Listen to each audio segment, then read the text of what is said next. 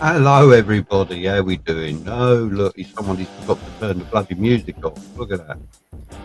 DJ's left the music going. There you go. Like, I'll be on camera in a minute, so I'm just doing something. That's all right. No worries, man. No worries. No worries. And we're back in the room.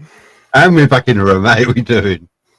All right. Right, I'm hoping I'll spell that correctly at the bottom. Toke Cafe Pulborough. I've got some news.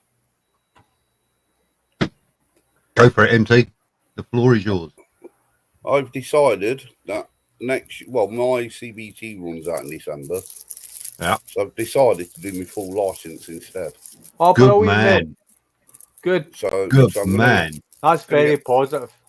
I'm going to get myself a highway code to obviously get up to date with the current regs, even though a lot of it's common sense. Yeah. And I've done the online theory test about 3-4 times, and every time I still pass it. And that's without reading the highway code, you know. But a lot of it's like, really? You know, state the obvious. The only thing what worries me is the hazard perception bit. But apart from that, you can practice the hazard perception. Yeah, I know this. You practice videos out there, so I might have to sit there doing them as well. Yeah, if you go on the DVSA website, you can actually practice it on their own website. Oh, right. I'll have to do and that. If it moves, click.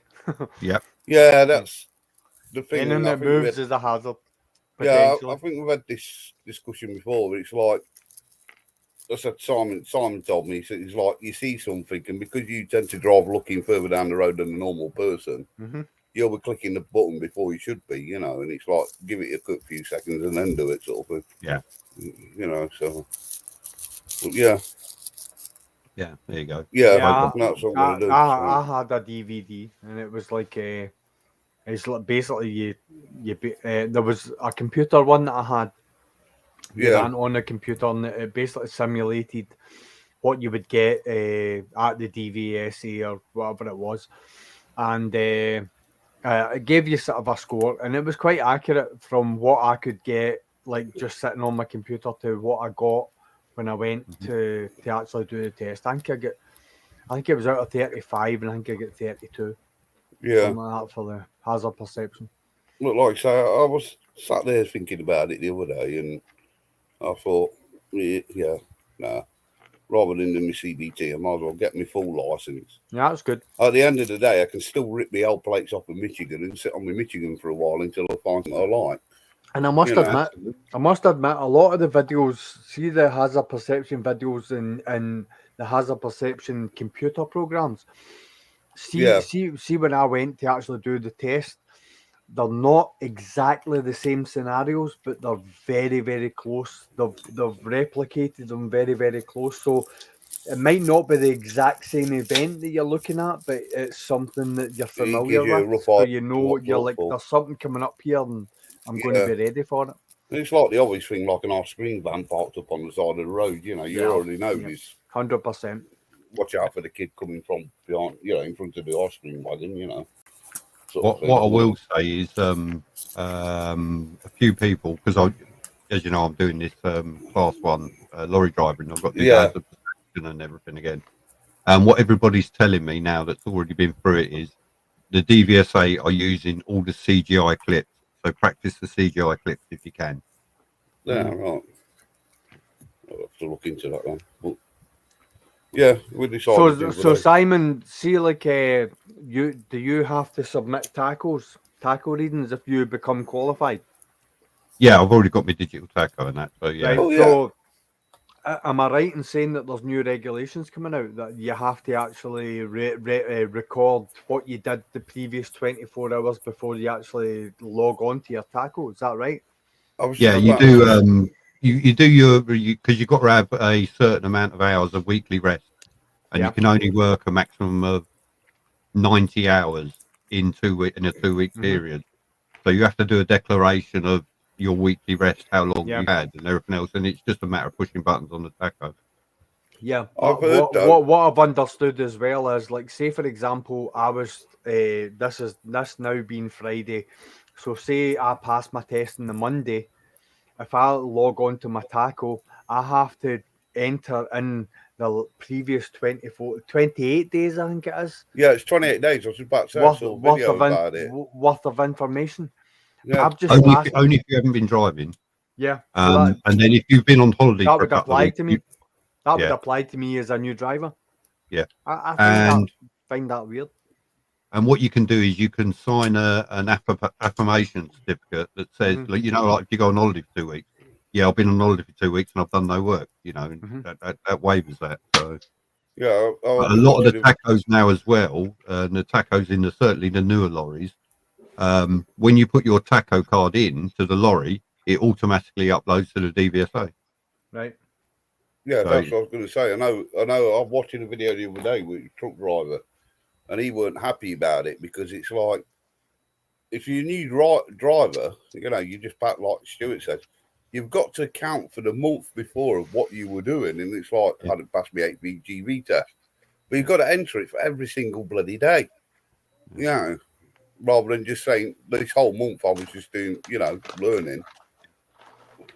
Yeah, well, I mean, when I pass, hopefully I'm going to be, well, I will be working for the big red parcel company. Yeah, driving their big red lorries.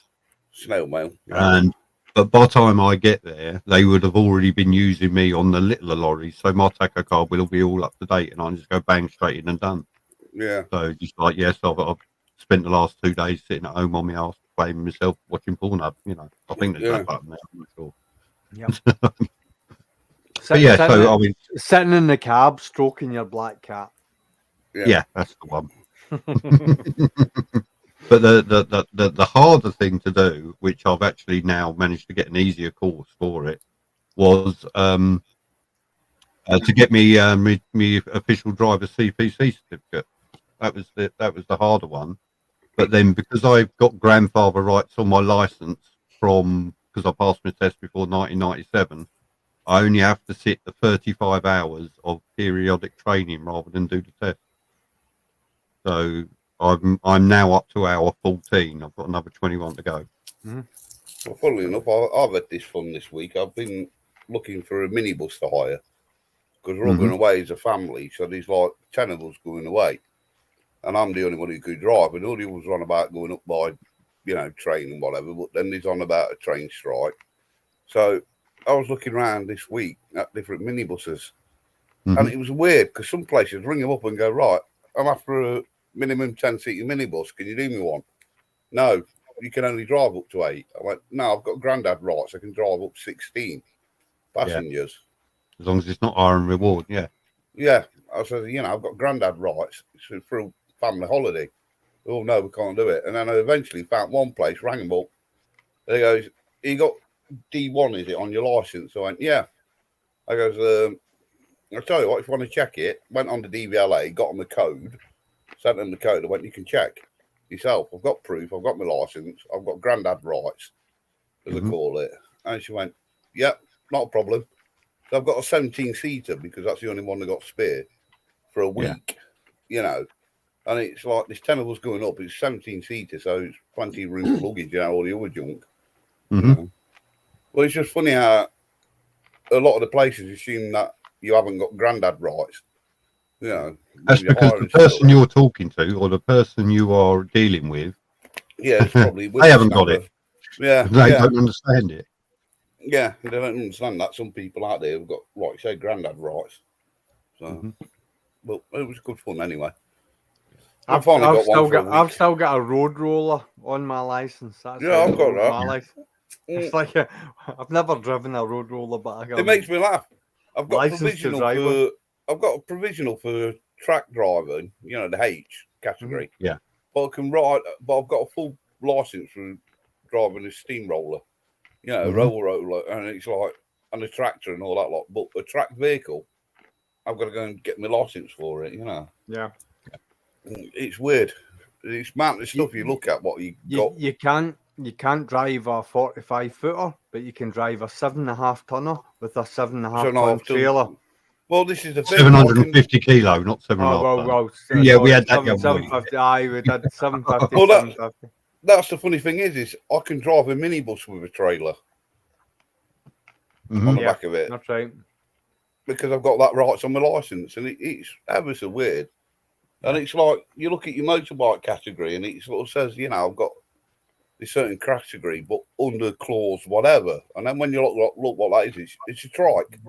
What's the just get a trike? What's the maximum width of trailer you can tow on a bike? 1 meter. You told we had this the other week, and I got it wrong, didn't I? It's 1 meter. It's 1 meter. Is it not? If I'm rightly, I can't remember now. Well, we did look it up. I can't remember. You was right, Stu. I know that much. I thought it was 1.5. Matt, you might be right with 1 meter, but I thought it was 1.5. I think it's 1 meter. Simon's going to check now. I'm going to put this up, yeah. Nah, put it up. Because, like, I think it was like when during the test, was a toss up between 1 meter and 1.5, and I'm sure I put 1 meter, and the answer was 1.5. I'm sure it was, but I might be wrong. Can't remember. Simon's looking. And it might have changed since then as well, because it was 2009. Okay. Right. I've forgotten how to share a fucking screen. Look at that. Don't ask me. 1 meter. There you go. I was right. I did remember it.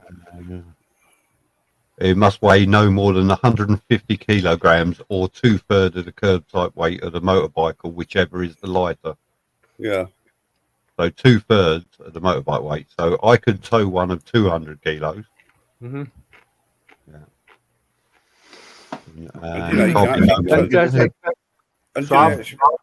You can actually tow one with a 125cc or more. Yeah, but it can't be no more than 2/3 of the weight of a motorcycle. So if you got a 125cc, that's only going to weigh what, 800 kilos at most. Yeah, so you're talking about like 60 odd kilos. That's it. Mm-hmm. With a GTI, well, that's nice. Yeah. Well, that's dead. That's dead fruity. That I'm in a beer 52 club, and they send me out beers every month. That's dead fruity. That's nice. That's very. Yeah, I cancelled my beer 52 club because they use Hermes. No, every. No, every. Yeah. Get their fucking name right. It's good because that is like I can always be guaranteed that my package is in my neighbour's garden, so nice and safe. You've got a big dog.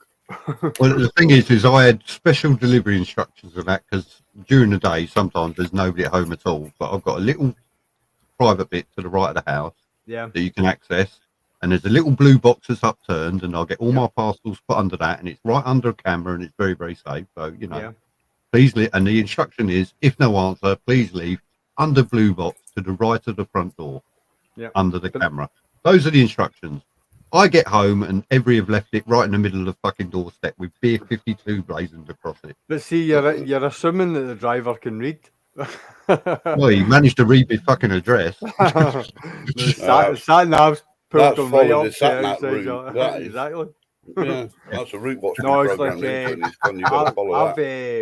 I've had quite a few things delivered by every, positive and negative, but before it was every as well. And no, it's like the driver that comes our way. We see him all the time, and I always say to him, "I've got one locked hut, and I've got one unlocked hut." And I always say to him, "Unlocked hut, just slide the door, fire it in, slide it shut." Anyone that's in my area where I stay, if you don't stay there, you stand out like a sore thumb. It's just the way, because there's no through roads where I stay. So if you're in my area, you're either visiting somebody, or you're lost, or you're doing something you shouldn't be.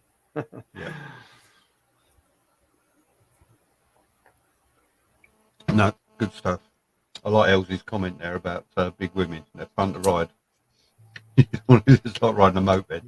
I learned to ride on mopeds.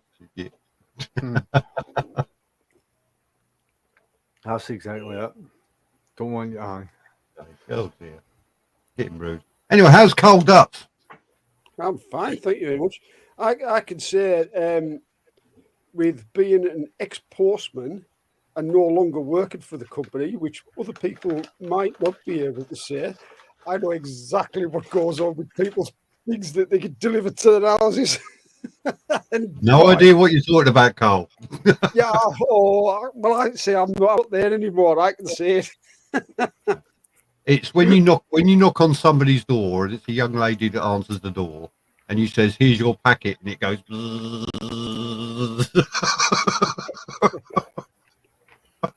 I've no idea what it is. Perhaps it's a toothbrush.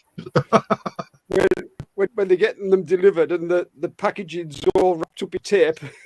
I can't. What's that tape got on it now? It's this came. It's tape they've got. I can't remember what it says, but they've got white tape. And when the packages are open, you put the white tape on it, don't you, and seal them up. Yeah. We put a "I'm sorry, your package got damaged" bag over it. Yeah. Seal it up. Like, oh dear.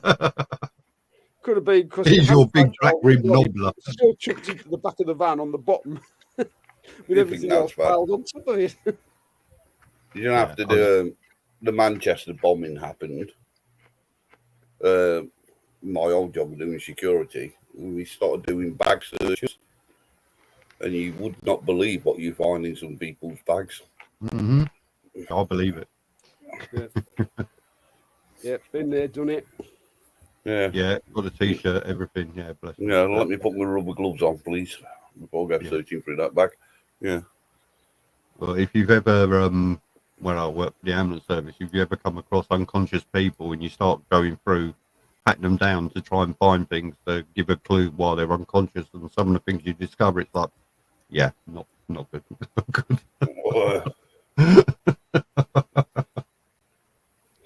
Yeah, you can pat me down. No, I can't. You can. No, I can't. Or you get the drunk brother that's passed out whilst in mid-flow, and he gets an all-female crew turn up to try and assess him, and he's got his trousers around his ankle, with everything on display. And best one was some nice passerby has put somebody's coat over him, and they turn up. Of course, they got exposure, and they just pull the coat back and go, "Oh dear, put that back again."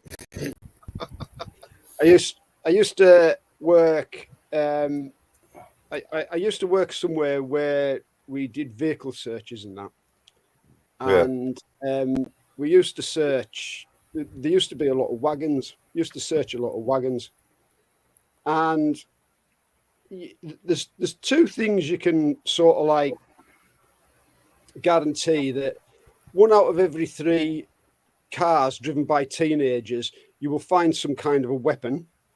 Yeah. And one out of every three trucks driven by fellas, you will find some kind of porn.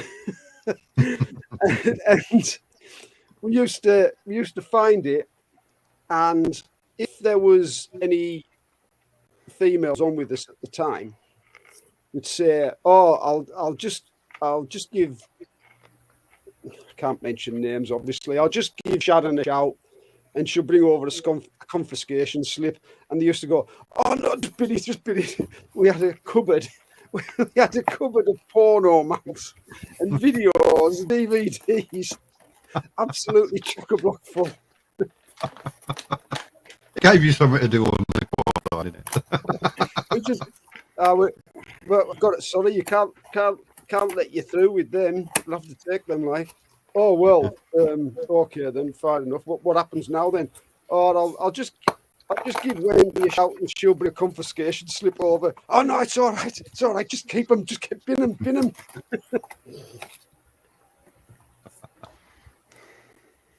Yes, embarrassing moments. Oh.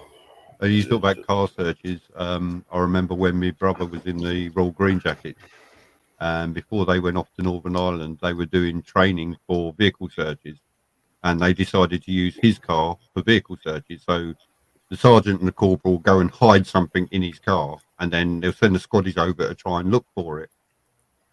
Well, they've been doing this all week apparently, and then my brother was coming home every weekend from Dover, so he's in his car, he's driving home, and he gets pulled over by the old Bill. And the old Bill, like, who are you? And that, so he shows him his warrant card and said, right, okay, we want to search the car. My brother got out and all of a sudden went back and thought, oh shit, I hope they took everything out of it. Otherwise, God knows what they're going to find in this fucking car. And apparently it was still in there, one of the things they'd left behind, but the police didn't find it. So he was lucky. But no, bless them. Thanks to the traffic police's lack of being able to search properly, he got away with it. But anyway, one question I was going to ask you, Carl, is did you manage to go through with all that thing you was getting through for your monetization? I think so. I think so. It says I keep getting a bloody sign-in thing come up. That's what I'm clicking off. Cancel. Don't know how many times I have to cancel it. Oh, this isn't right. Keeps. Oops. Oh, shh. No, I just have to ignore it.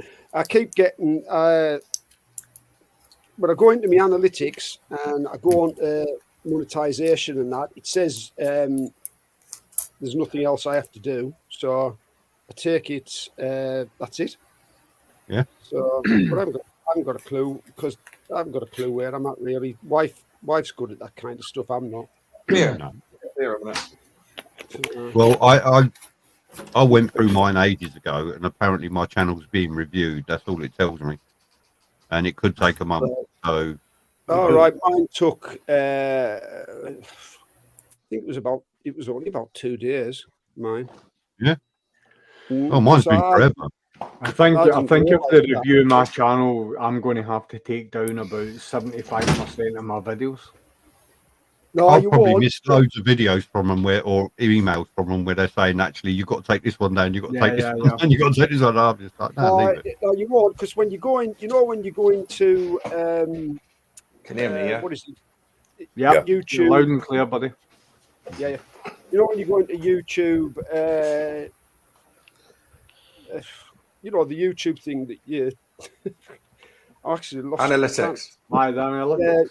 When you go into it all and you go into, you can get like a list of all your videos. Yeah. Up on it.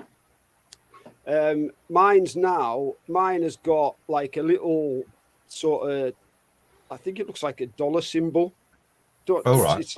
It's like a cross between a dollar and a pound symbol, and Yeah. they're either black or red, and half of mine are red, which means they can't be monetized. Right. And okay. and that's what they'll do with your Stu. When that happens, that's what will happen there. And you get the option to click on it, and it tells you the steps you can take. You can argue it. It's either music that you're using, or the fact that you've get your baby tassels out. Or... Yeah.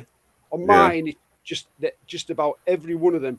I would say about a quarter of all mine can't monetize because of it's music, really. Yeah. Right. Yeah. Every single one of them's music. I use Epidemic Sounds. Who do you use? I was using a number of places, but I was using them all that was telling us that you were good to use them. Right. Yeah, the problem with some of them is if you don't subscribe to the channel, it will say you get like 10 free downloads. And I did it with one of my videos. I used a bit of music from one of these sites. And because I hadn't got membership, I just used the free downloads. Yeah. I got the monetization copyright thing on it. Even though I put their license down and everything they said use, it still came up with that warning. One of the best ones that I used was actually on YouTube, and you can actually look it up. It's called Bass Rebels. And what you do with Bass Rebels is I use a program called Clip Grab. So it means that if I type a URL from YouTube into Clip Grab, I can grab any video off of YouTube and use it. Cool. So basically, I can go on to Bass Rebels. They've got their own YouTube page. You type it in, and all they ask you to do, they've got a description and they've got like a copy and paste section You copy and paste that, put that into your description, and as long as you have got that in, they guarantee that YouTube will not strike it. See, I've used quite a few sites like that, and a lot of them have come up. Now that I'm monetized, a lot of them have come up that I can't monetize that, and they said in the description that all you need to do is you need to name this, put the song on, link it, and all that kind of thing. You do all that, it's just one of those things. Carol, I've heard of people using the music that YouTube provide and still getting strikes. I've even got one, right? I've got it here. I've got it up, and it's YouTube audio library. Yeah. And I have got a video that I cannot monetize because I've got a song on it of YouTube audio librry. I think that's something that you definitely can, because I mean they pride themselves in the fact that music is copyright free and everything. There's three types of music on the YouTube library, isn't there? There's the one that you can just download and use. There's one that you have to put the thing in where you got it, and there's one that you got and you got to do the who sung it thing on it as well. It's a minefield. It's an absolute minefield. Weren't it so much more fun when we weren't monetized? I'll tell you what. Not really. I'll tell you what. See the thing about it is, I don't care how big my channel gets, whether it stays as small as it is or it gets as big as it is. I'm not changing just to get money. I'm not doing it.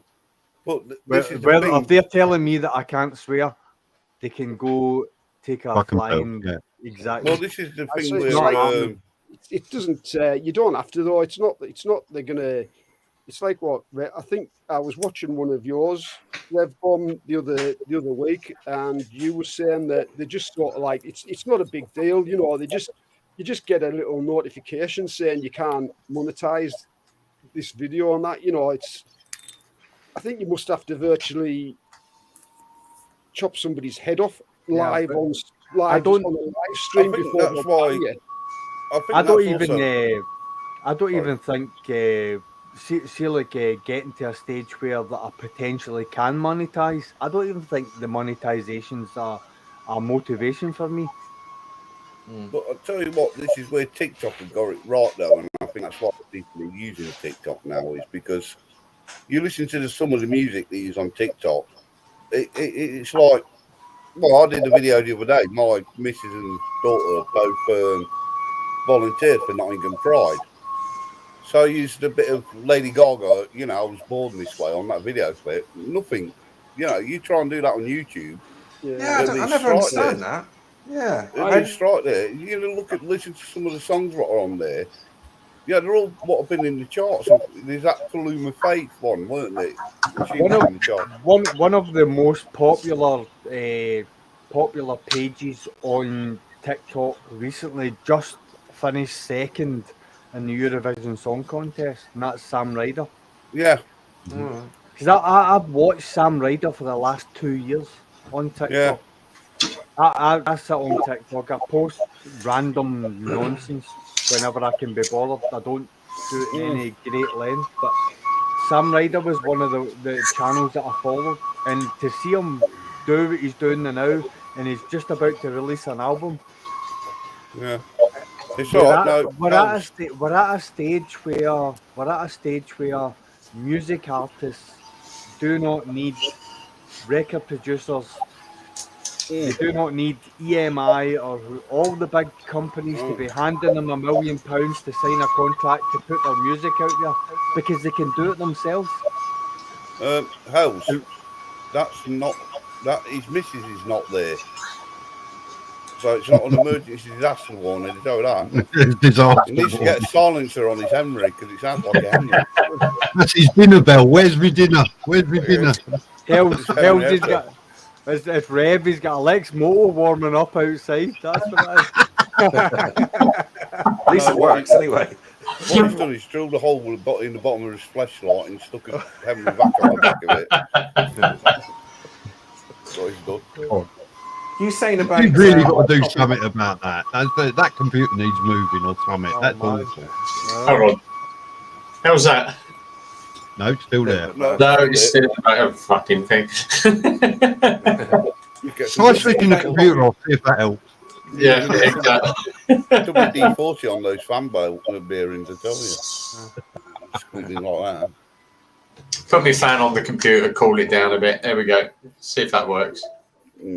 We do our best, Hells. We always try and have fun, and we always try and be civil. But it never works out. Definitely, and the thing about it is as well, Hells, we miss you being on the live stream as well. Yeah. Yeah, bloody right. we do.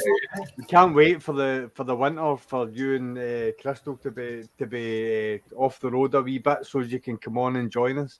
I know you are busy just now. We appreciate that, but we can't wait. Can't wait for you to come back on. Absolutely.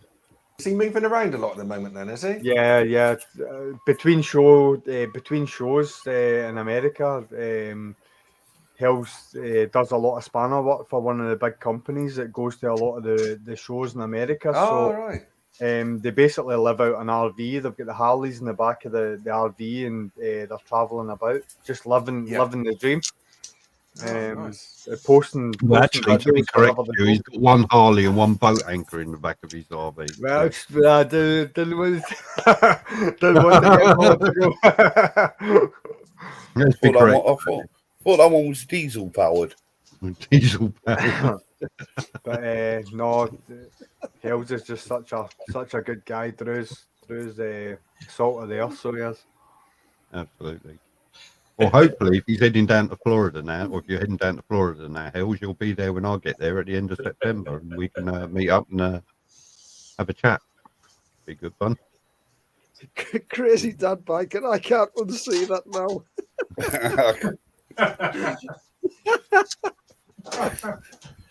Hold on. Oh, bugging it up now, I know. That's best comment of the night so far. Yeah. Hang on. I was going to put that on the computer. I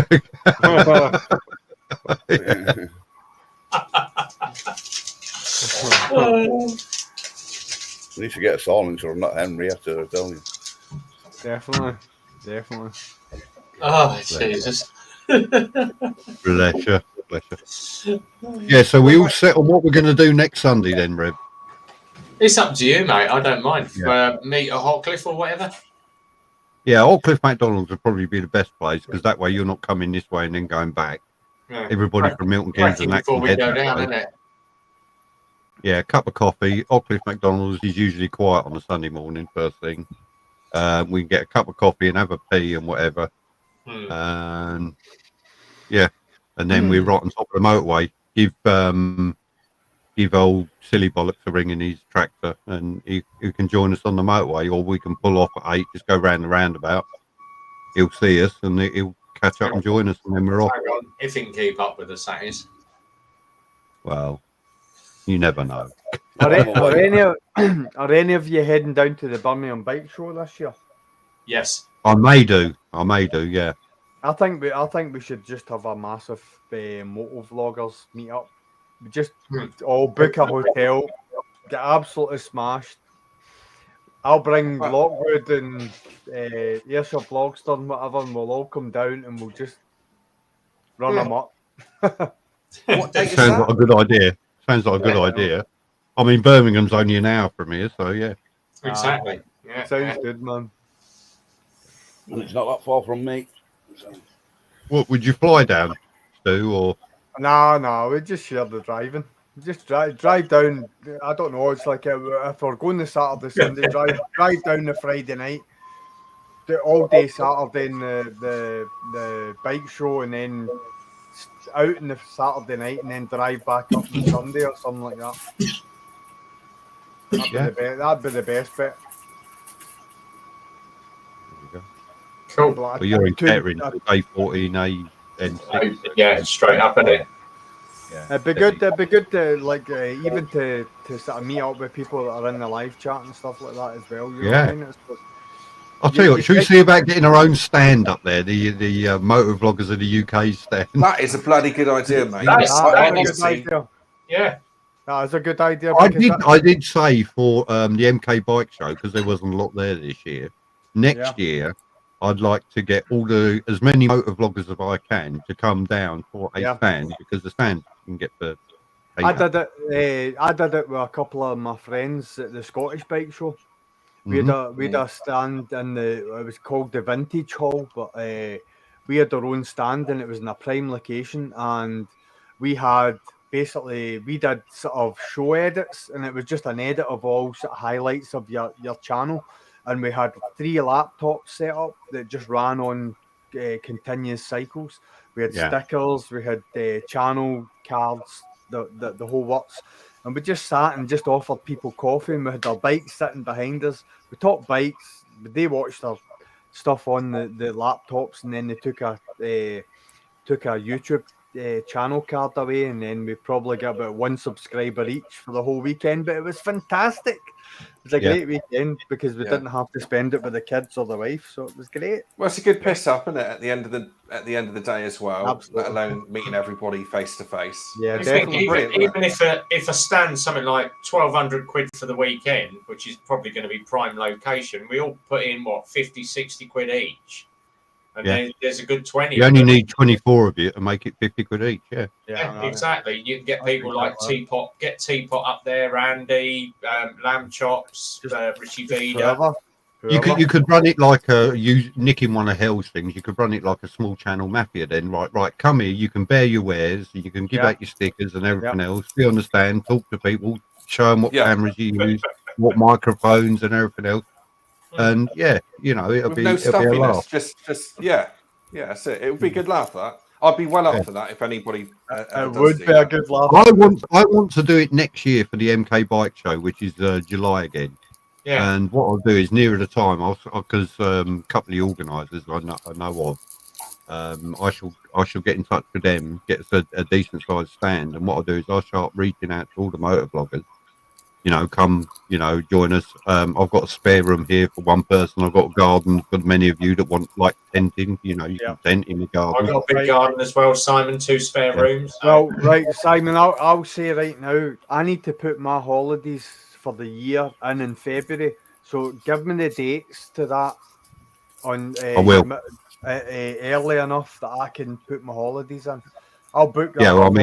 I'll book that fortnight because the sort of layout I'm thinking of is if we can get as many as the motor vloggers bikes there as well, and show our bikes with the cameras and the gear and everything else, and that'd be something really.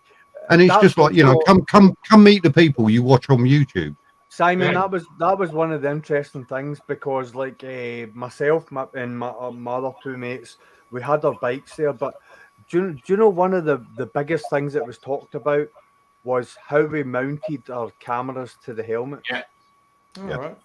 Because my mate mounts his with a strap that goes round his chin part of his helmet. I mount mine with sewer glue, and my other mate, he built his up with 3M tape.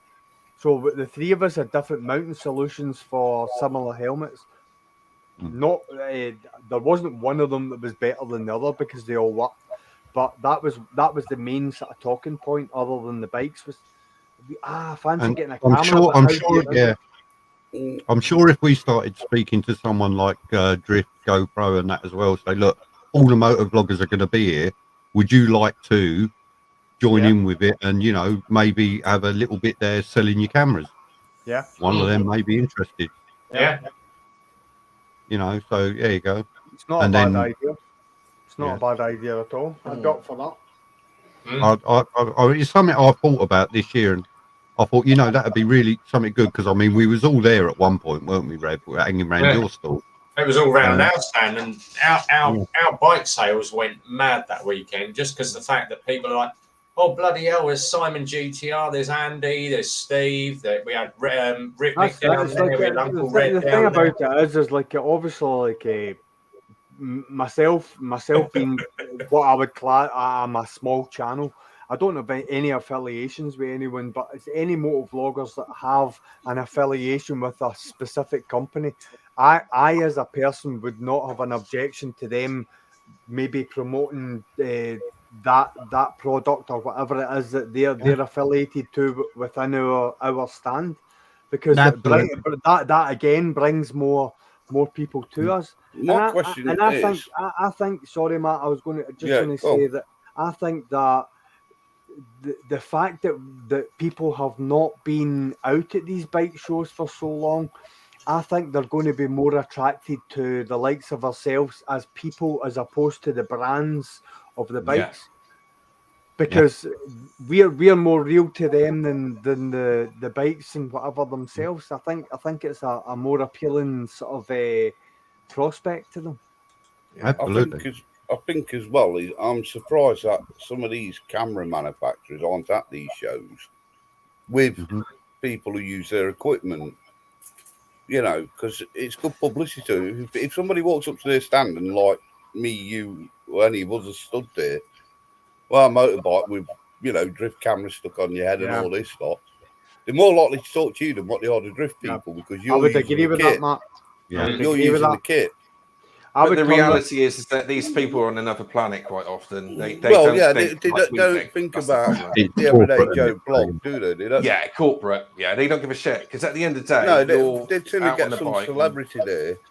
You know, I would turn around and ask GoPro why they stopped making that, and why they stopped the affiliation with Senna. Senna backpack on a GoPro Hero 4 Silver, which attaches to like a wireless headset, Bluetooth headset. Do you know what I mean? As like I've got the headset on my helmet, and it's noise cancellation. It all communicates, it all works. But GoPro decided that no, we want you to buy a £50 lead that communicates with your camera. No. That's rubbish. That was the best solution that they ever had. Senna GP10. I'm going to move there because Simon's blocking me off with his bike up there. Senna GP10 and a GoPro Hero Silver. That's the best solution that there's ever. Cheers, buddy. That's the best solution there's ever been to wireless connection to a GoPro. Yeah.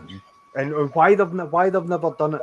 Bluetooth is even better than it was when you that technology is better than it ever has been, and they do not offer it. Why doesn't? But at the end of the day, they might have already done something like that, but they have to bring things out in stages because I bet they're way ahead of the game in the R&D department. Excellent. Is that a road video mic? It's the only one I got actually. I want to. But see, the thing about it is why aren't GoPro running in conjunction with Rode?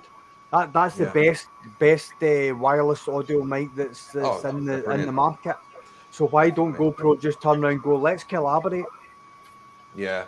Because they don't listen to us. They don't. We're the end users. We're the people that probably test the product to failure.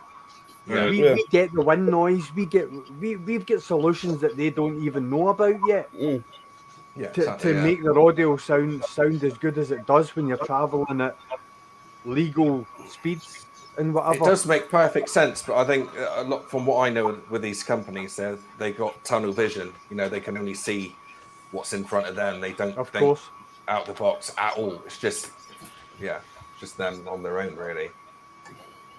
Yeah. I think that's where they probably make more money if, like I say, if they're at a show and they invite people in to use the equipment, and they're going to learn from them, going, why don't you do this? Why don't you do that? Why don't you do this? And it's like they're going to sit there and think, well, actually, they're end users. They do more research and development than what our own guys are doing. Yeah, exactly. But they don't think like that. I think I totally agree with what you're saying. But quite often these people are they're tunnel vision. Well, the problem is they tend to, get like involved with Red Bull and stick all their cameras all over their airplanes, and go. Yeah, exactly. Yeah. And it's like you turn around and you say, right, GoPro, it's like, see when you're asking us to buy the microphone, the extension that goes into the GoPro, and then you have to put your 3.5mm jack. why does the wires, the connection between the two, why does it always fail? I don't know. Yeah. But all we know is that people have to still buy it to connect the two together, so we keep on making money. And meanwhile, there's some little company out there who's got this wire, sorted the problem out, and flogging it on Amazon. That would probably and quite making a bit of profit out of something what the camera manufacturer could do themselves. Yeah. None of them have cracked what GoPro are doing with that media extension. Though they've never cracked it with the chip. They've never reverse engineered it.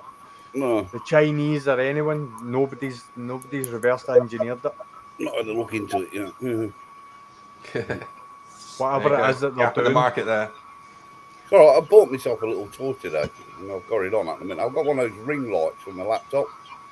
Oh yeah. Is your ring well lit? Look, I've got. Oh, you can't see it because it's. But it's a little ring light, and it's quite good actually. Yeah, I'm quite impressed with it. Yeah, I've got my main light on. Yeah. That's no fucking halo, Rev. That's no fucking halo. That ain't gonna work. I thought you Tinkerbell then. Probably won't see the light. But the best thing is you can have white, or if you press it again, it goes off. It goes. You get different extremes. Yeah, you see, this has got like an orange. See, I got it for her because she likes to go out and do a lot of selfies, so you can just literally just clip it straight over the top of your phone. Yeah. And believe it or not, £1. Yeah. Well, this comes with its own tripod and bloody everything. This thing does. Yeah. You know. B&M, £1. Yeah. Blatant plug. We're all sitting here and we're all vloggers. What piece of kit would you like to be on the market that isn't it? That's a good question. Yeah. Thank you. Hold on, just a sec. Decent. I would like a really, really, really reliable mount for my bike where I can guarantee it ain't going to fall off because I'm going to stick a 400-pound fucking 360 camera on it. Every time I put that camera on my bike, every 2 seconds I'm looking, is the camera still there? You know, because is it vibrated loose? Is the mount given or what? Yeah, I mount every camera I've got on my bike with Suguru. So the thing is, that was the big issue I had with that Insta360 where it broke the mounts inside the camera. But solved the problem with the dive case. But that dive case is so heavy now. Yep. And I don't use the 360 very much now. Well, I'll tell you what would be really cool to have as a motor vlogger is, you get these heads-up display. If you could have one for your camera, so you can see what where you looked at something, it zoomed into. Yeah, that'd work. Right, I've got a problem here. You lot's gonna have to help me out with it. So I've just had my middle. Come in, say hello. So he's only young, so don't swear. And he wants me to buy him, what is it? An Xbox Game Pass. And how much is it? It's £11. So I'm putting it to you guys, to the UK vlogging community. So we'll have a show of hands. Who thinks I should get him it? Right, can I just ask a question first? Can I ask a question first? It's a big thumbs up for Scotland. What chores is he going to do to earn this £11? Because £11 is a lot of money. It's not going to annoy him, is it? He's been your barman all night. Yeah, he got my definitely. So out of 7 people. Yeah. That's solid six. Solid six. Yeah. You know what? Just thanks, guys. Sorry, Carol. Get the wallet out. Can I counter proposal? Can I counter proposal? Go for it. They voted it in for you. Carl, I've got a counter proposal. Make it 20 quid. I think you should pay for. I think you should pay for the year. On your bike. Yeah, I should. Pay for the year. We're going to buy him a bike. No, pay for the year. It's cheaper. Yeah, it's cheaper over the year. Yeah, it is, isn't it? But he's not getting a yearly. Well, the thing is, they play the crafty with that, haven't they? Xbox. Rolly's here. Because evening Rolling, they play the crafty with that because now whenever you look on to buy the game passes, It's like pay so much per month. Yeah, I've still got it set up that I pay yearly for mine. Yeah, because I've had it that long. When you used to be able I to do for mine. I still pay yearly for mine. Yeah, I haven't year, played my Xbox in a couple of months, and one of my mates said to me, he said, "Oh, you've got to look at this new game that's out." And I went, "What's that?" I'm into the shooty up games. He said to me, "You've got to get Sniper, Ghost Warrior, Contracts 2." Yes. And you literally, all you are is just a sniper trying to do missions. It's bloody good. I'm 19 hours into it, and I've only done 2 missions. It's so damn hard. Bloody long game. Is it? No, you see, I'm a PlayStation guy, and I just Dinosaur. recently, it came out new, and I upgraded my PlayStation Plus because they got 3 levels now. Excellent. And I've got this PlayStation Premium that's only cost me an extra £30 a year, and I can get about 100 more games for free. Just download them, or you can stream them and everything else. And I thought that was absolutely brilliant. Simon, the only reason I don't play the Xbox is because I don't like the Fisher Price controller. Simon's a level 4 of Manic Miner. Yeah, level 3. I ain't that good. Which Xboxes are people using at the moment? Has anybody got the Series X? Yeah, I'm looking at getting the the black one with a built-in drive still. Yeah, I've got the S, haven't you? Oh God, I've got the big tower one with the 2 gig card in it. Yeah, they would just the Xbox One. That'll be the old Xbox One. Yeah, I've got the Xbox One Slim. I don't play the Xbox. Well, I actually was on the original Xbox, then on the 360, then on the Xbox One. I've got the original one, the large one, as well as the slim one. I'm looking at the Series X now because. Don't bother. Well, I don't want the Series S. Money. Don't bother. No. Save your money. The X isn't worth the money. Well, I didn't want the S because the S ain't got the drive on it. Yes, they have. Drive. Yes. No, that's the X what's got the DVD drive. No, the S has. Hold on. I thought the X was the big black box one. No, that's the X. Yeah, that's what I said, X. Yeah, this is the S, which is that the X is that good. I'm using the S. That's the one. Yeah, that's the one I got. Well, when they came out, they didn't have DVD drives on the S. Yes, you need to. Mine hasn't got. Mine's not Look. got the DVD drive. I download mine, but I got the 2 gig drive in it. Yeah. So I've got a 1 terabyte hard drive in that. Yeah. With the disk drive, but you can find them, Matt. You just have to look for them properly. Right, because that's why I was going to go for the X and not the S. Don't buy the X. The X, they claim the video quality is better. It's really not. It's not. No. It's not worth the. It's not worth the extra 200 or 361's a lot better. But like I say, that's why I was looking for. Because every time I look at the S's, every ones I've seen ain't got the DVD drive in it, and I still want that, Blu-ray drive in it. You can buy an external Blu-ray drive for them, though. Yeah, I know, but built-in's a lot better. Mm-hmm. I thought Rowley was going to join us. You're going to join us, Rowley. Come on. You're talking a foreign language to me. The last games console I was into was Atari. If you still got one, Cole, they're worth a lot of money now, mate. No, I haven't, because they were crap, so I threw them all out. See, name change coming. Matt, you can still get it on Amazon. Oh, is it on Amazon you can get it? Yep. I'll have to have a look. I'm putting a link up for it now. Yeah, I'll have a look. I'll have a Google. I'll cruise on Amazon.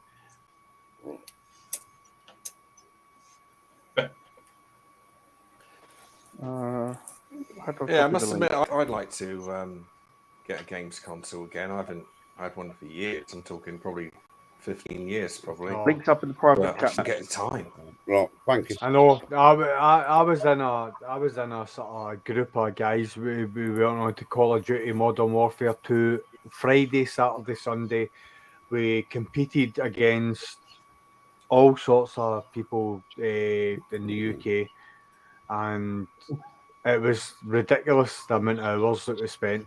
But the only reason that I could do that is My wife, I'm saying my wife had young kids. No, we had young kids, but my wife was kind of, it was at that stage where, my wee baby is like, you just do what you're doing now. Yeah, so I get given the I don't have a time now. Has someone asked Broly to reword his last thing he put up? Coffee, smoke, and dropping the kids at the pool. Dropping the kids at the pool doesn't mean that. Yeah, crazy. That's an Xbox. That's an Xbox One S. Yeah, I'm on about the new Xbox. That is the newer one. That they brought out. No, the that's S an and Xbox One. Yeah, that is it. No, that's not the Series X and the Series S. That's the Series S. Look at it, Xbox One S. Yeah, that's the slim version. The S stood for the slim, because I've got one of them sat here. Yeah, that is one I'm using. Yeah, that's not the latest Xbox though.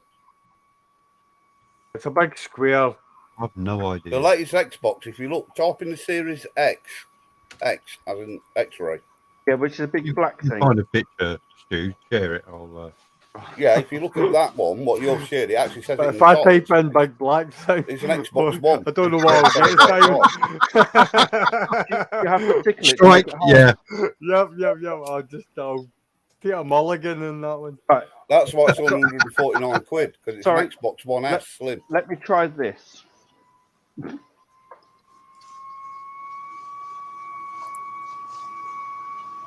Yeah, that's an Xbox Series S. X. No, that's the X. But that is not worth the money. Yeah, but what you've got is an Xbox One S slim. That's a slim. The S stands for slim. I've got one of these sat now. Yeah, my X is in the shed. It is that shit. Because that's the one I'm looking at. Really, my ex is in her own house. I know, that's a bit harsh. That's a bit harsh keeping her in the shed.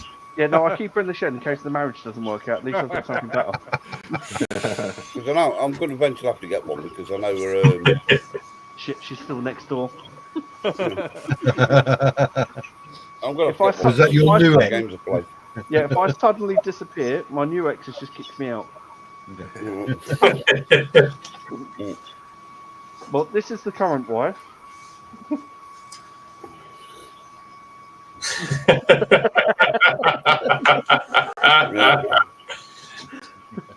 I think I'm in trouble.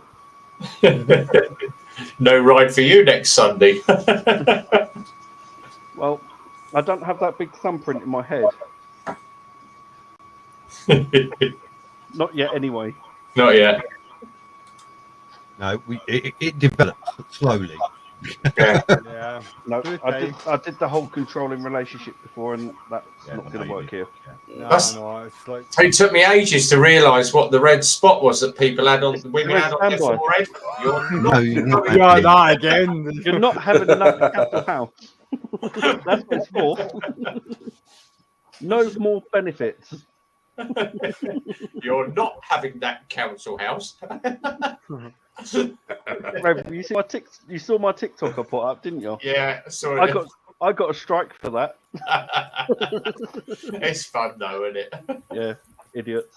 Stupid snowflakes. Have you? Does anybody follow Beans on Toast? Yes. Yeah. Oh, I watched a few of them. I like his stuff. Yeah. Did you see the one where he pulls up with the protesters in London? They're protesting about the fuel. It's like, how many things have you got to do? I don't know. So why are you bloody protesting? Yeah. He's good. His latest one where he's telling them about going through the red lights. Oh, the biker's going through the red lights, and he pulls up next to him. He's like, "We go through the red. Move on. It's all right for you. He was undercover police on that bike. He said it on the video, and I totally agree with him.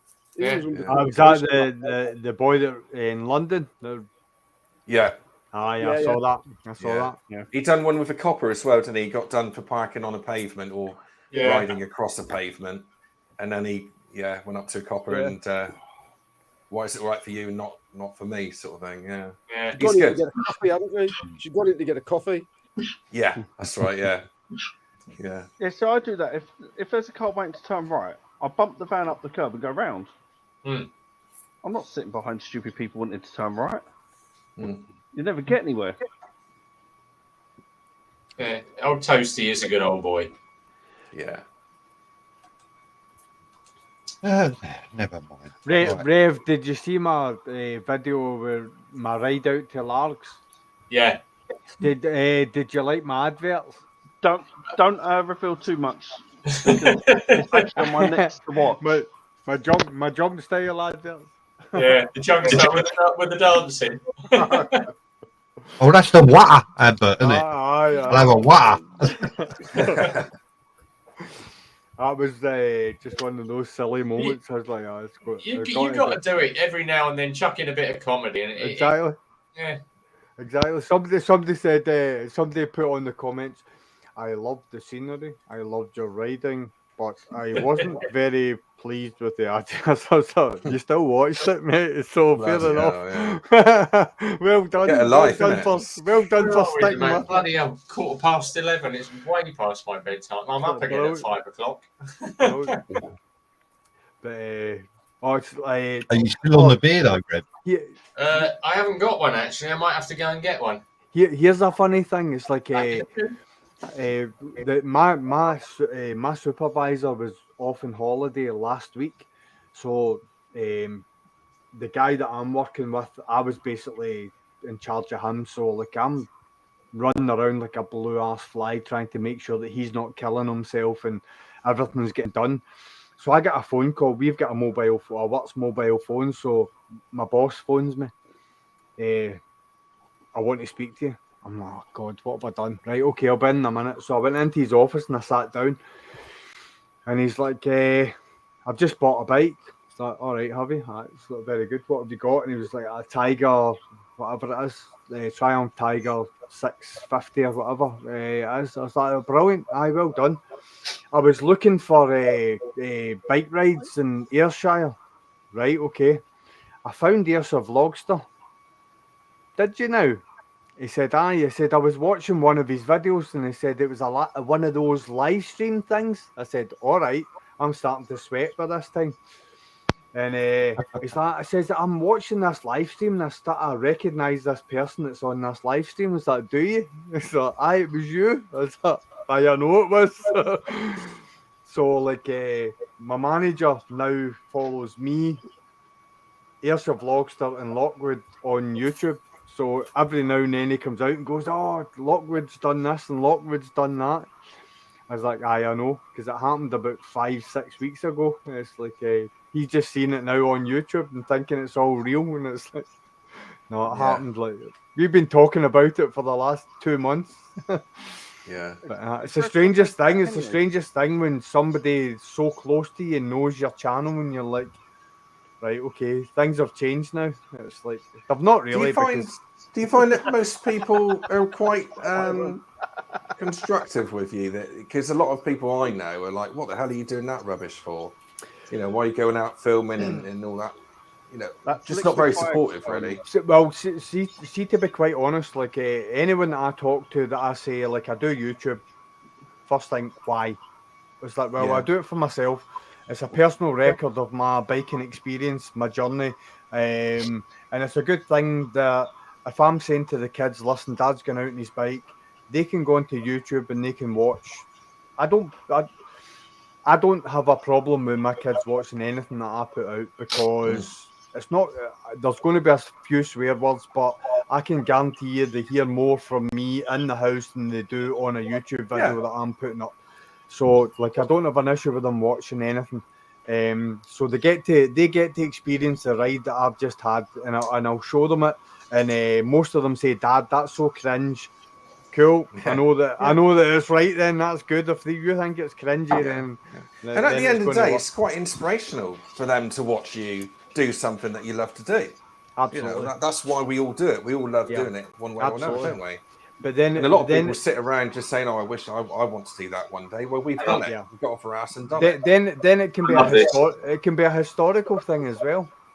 Yeah, you know, absolutely. It's like because like nobody knows what life throws at anybody. So like in years to come, that might be the only way they get to see me. Who knows? Yeah. And it becomes eternal after then. I just be trapped in a time for them. So yeah. So the only problem is if the kids start watching, the wife starts watching, and then she sees the amount of risks I take and the amount of times I've dropped the bike and things like that. And she's not. See the thing about Carol. See the thing about it is with me is like every time I come home and the wife says, "How was your ride?" and I'm sitting there like, it was fine because I don't know how I survived. I'm all right. Just give me a minute. Calm down. Someone in a bike group I'm in once decided to grasp me up to my wife and tell her how I ride sometimes when she's not on the back. And he told her, "No, you should have seen Simon do this overtake, and you should have seen him take this corner, and you should have seen him do this and that." And she stood there, looked him square in the eye, and said, "I know he does it. I know he's a twat on the bike sometimes. But if he ever does it with me on the back, I'll kill him." And that killed it. For ages, the real reason why you don't small because it was small. The reason why you don't want your missus watching your videos is because you don't want to see all the extra parts you just bought for your bike. That's what it is. To be quite honest, in the house, you know. My wife doesn't really sort of pay attention to anything I do in my bike. It's my thing. The only thing that she knows is every time I come back from being on a ride in my bike is I'm ready to re-interact and reconnect with the family because that's my decompression zone. If I'm out on my bike, that's where I decompress. And I'll come home and I'll say, right, what are we up to? What are we doing? Are we getting out? Are we doing this? Are we doing that? If I didn't have my bike, and I wouldn't have that. And she understands. So whatever I do, that's just accepted. Yeah. It's very hard to imagine with us all being into bikes. What would we be doing to fill that gap if we wasn't? Porn. Yeah. Yeah. Right. Yep. Maybe drugs. Yeah. Maybe drugs. Maybe more drink. Maybe something. I don't know. Because like, see, for me, there's certain things like when you're out on a bike, it lets you, if you're out on a bike, you are living right in that second that you're out on that bike. Because every decision that you make has an instant implication to the rest of your life. So you have to be very, very clear. There has to be a clarity involved when you're riding that bike. And sometimes you're not maybe in the best place when you start off a ride, but certainly by the time you come back, you 100% are. You know exactly what you're doing because probably in your working week, when you're riding your bike at the weekend, it's the first time you've been fully in control of your life for that small space of time. Well, I've said it many a time about riding a bike. When you're riding a bike, I mean, you can drive a car for 1,000 miles and just get there. But when you ride a bike, you feel every bit of that road. I like to be connected to the road. I like to know what the road's telling me. I like to know what my suspension's doing. I like to know what the tyres are doing and how they're feeling. And it's such a connected experience for me, riding, which is why I love riding to and from work every day. Every day I get to work, I wish I lived further away from work. You can get a ride a bit longer, you know. And that's what I found just getting back from Wales today is that I was up there going, I've got a T4, you know, a 2001 T4 that I've had since brand new, which is now my family wagon. And riding on those, you know, driving on those roads, I just thought, this is pretty bland, really. Whereas if you're on a bike, you're immersed in the countryside, aren't you? Check it out, and you can smell what the farmers put on the field, and you can smell the diesel on the road. Yeah, and do you know what I mean? It's like, and even the different temperatures from one mile to another. Like 100%. It's more visceral. That's what I think. Definitely. Yeah, well, as for Monday, I shall be also riding to work. Woohoo! Join the commuting club. Yes, I finally gave my notice in, and I start my new job Monday. Congrats, mate! Congrats. Brilliant. Onwards and upwards. So all I can say is my old company can kiss my rear end. Yeah. Just put it. Tell them to kiss your ass. I know. It's like name and shame. I would, but which company was it? How bad are they? Are the wages really that shit? It's got to be Amazon, and it's got to be Amazon. The wages were shit, and I've got to be careful because my old manager's in the chat probably somewhere. Has anyone seen anything of Barry? No. No, I haven't seen him either. But he can no longer tell me off, so fuck you as well, Barry. Exactly. Hey, Roland. Good evening, morning, afternoon, people. Morning, Roland. I like your Wherever you are on the planet. I like your epoxy video. Good tomorrow, Roland. I like your epoxy resin video. Oh, thanks, man. Yeah, no worries. It was quite good, that was. I enjoyed watching that. I actually made that for one of my subscribers whose husband has, in the last month, gone to hospital for 39 cancer treatments. Bloody hell. And she's also had a couple of strokes herself. So, yeah. That was Glad you good, get that was. that. Because I was sat there thinking, I hope he's got a vacuum pump. And then next thing you know, I saw you put in the vacuum tank. Yeah. Yeah. Pressure pot. Oh, it's a press pot, that one is. Yeah. Yeah, because some people use their vacuum pump, don't, to get the air out of it. Yeah, I prefer the pressure pot. How is everybody? Yeah, good. Yep. Doing well, Rolly. Doing well. Doing well. Mm-hmm. Fair enough. Yeah, I just got back when I heard your last statement about the bike there, Zed. I thought that was quite funny. I can relate to that. So yeah. Here's the man in question. We weren't talking about you, mate. That's all right. Sorry, mate. I had to go and deal with something and then get myself a beer. Oh, you've had a haircut, have you? Yeah, he's just got out. No, I've had my ears lowered. Is that what it is? No, Roland's just got out of prison. That's what it is. Fair enough. Oh, well, I've just got out of prison and Zed's got his head on upside down. So Matt's just changed his pants. Yeah, after they, I can't put that video up yet because it's still in police hands.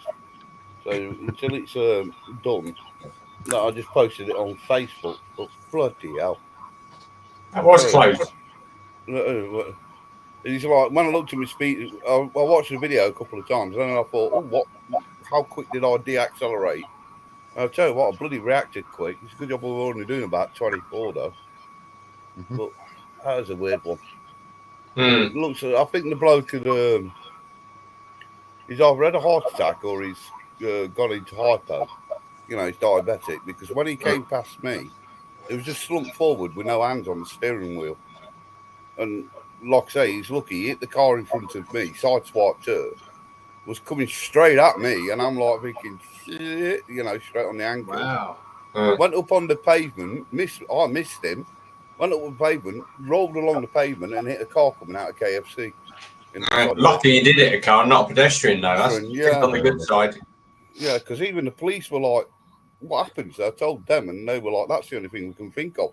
Because there was no skid marks or anything. You know, he just collapsed behind the wheel. So I hope he's all right. Yeah, there probably was skid marks, but they were in your undies, mate.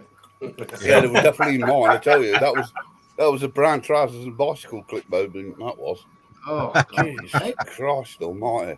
So is this a video you're going to be putting up soon? Is it? Yeah, I will do once it's, you know, the police have got a copy of it and everything. Because one of the people involved, I've already emailed them a copy. They've been in contact.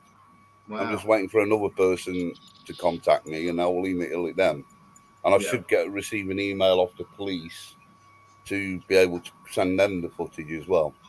So until that's all dealt with, then I'm not posting it up on YouTube yet.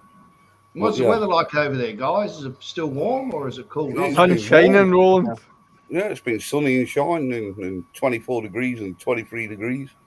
Most of this week we're on my neck of the woods. I think we've swapped countries. Yeah. I reckon we have. Yeah, but with Cumbria, we've just had rain and cold all the time. We had about 2 days of hot weather, and that was it. Oh, wow. Yeah, but you're too far north, you lot, aren't you, really? I mean, if you look at the southern part of the country, we've said, no, we're going to keep all the nice weather down here. Simon JSA Tractor's fault. He come up here and took our son out. And we literally dragged him back with his tractor. The guys up in Scotland have had better weather than us. The guys down south have had better weather than us. Well, I'm in the middle. I'm in the Midlands, so I'm in the middle. I don't think you're actually far from me, Matt. Yeah, I know you're only down the road from me. So. Yeah. But yeah, I'm at Nottingham, so I'm East Midlands. So we get, because we're fairly landlocked, we tend to get quite nice weather.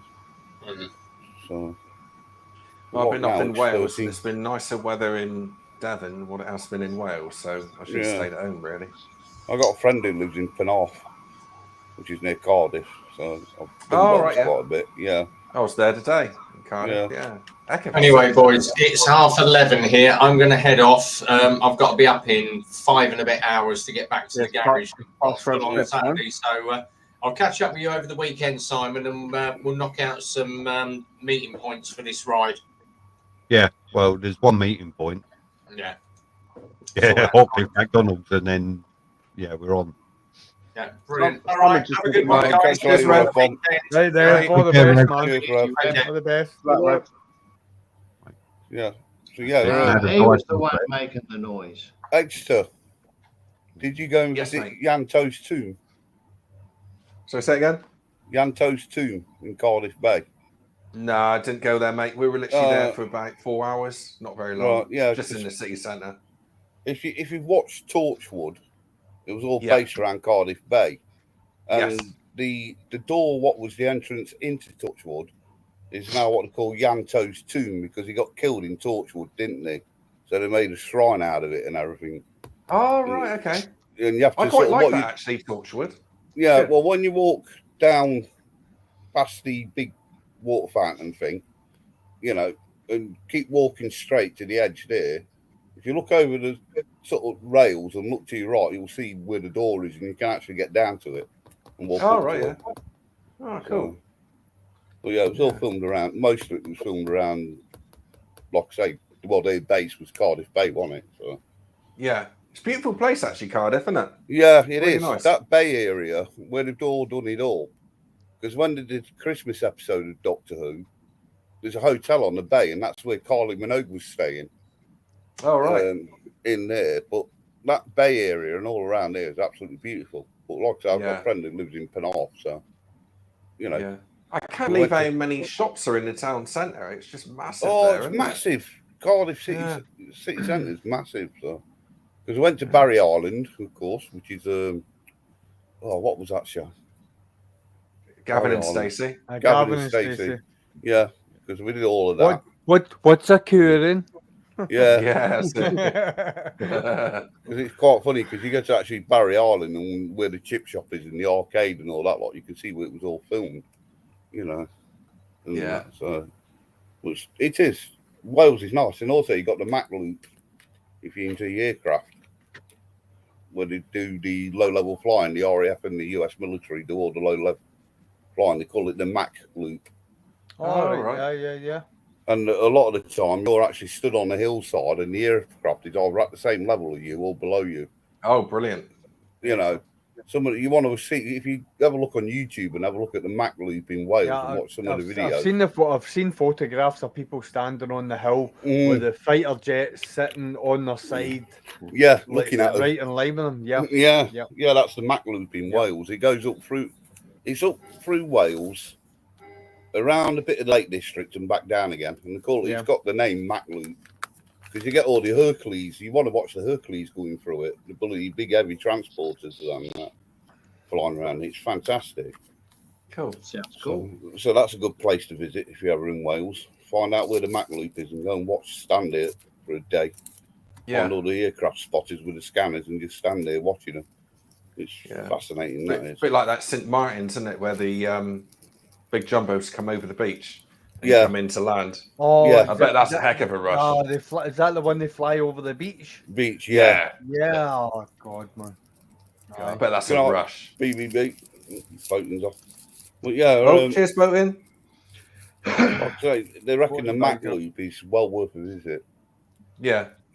You know, right, cool. So, yes, you know what? There's so much I wanted to do this year, trip-wise and things like that, and then, you know, with everything that's going on in the economy, I thought, well, I better get more work in. Next minute, I'm booked up till Christmas in the day job, and I've still got the YouTube stuff to do, and I've got no time to do it now. It's just because another good place. It's up on the east coast. It's Donanook. It's near Mablethorpe, and it's where it's their bombing range and target practice range. It's also a seal. It's also a seal sanctuary, and you can actually watch them going along, dropping the dummy bombs and target practice. Yeah. Oh, right. The Americans and the Brits use that as well, so you can actually stand there and watch them when they're up there. Watching the seals fly out the water. Yeah. No, the seals keep out of the way. It's a brilliant location, though. Yeah. But you can watch him practicing the bombing runs and everything like that. So. Oh, cool. Right, guys, I'm afraid I'm going to have to go. Carl's bedtime too. Great catching up. Thanks for having me, Simon. And you guys, be safe. You're welcome, Carl. Pleasure having you along, Carl. You just look after yourselves. Be safe. See you later. Cheers, Carl. Yeah. Cheers, mate. Okay, Carl. Simon, there's a message for you in the private chat. Yeah.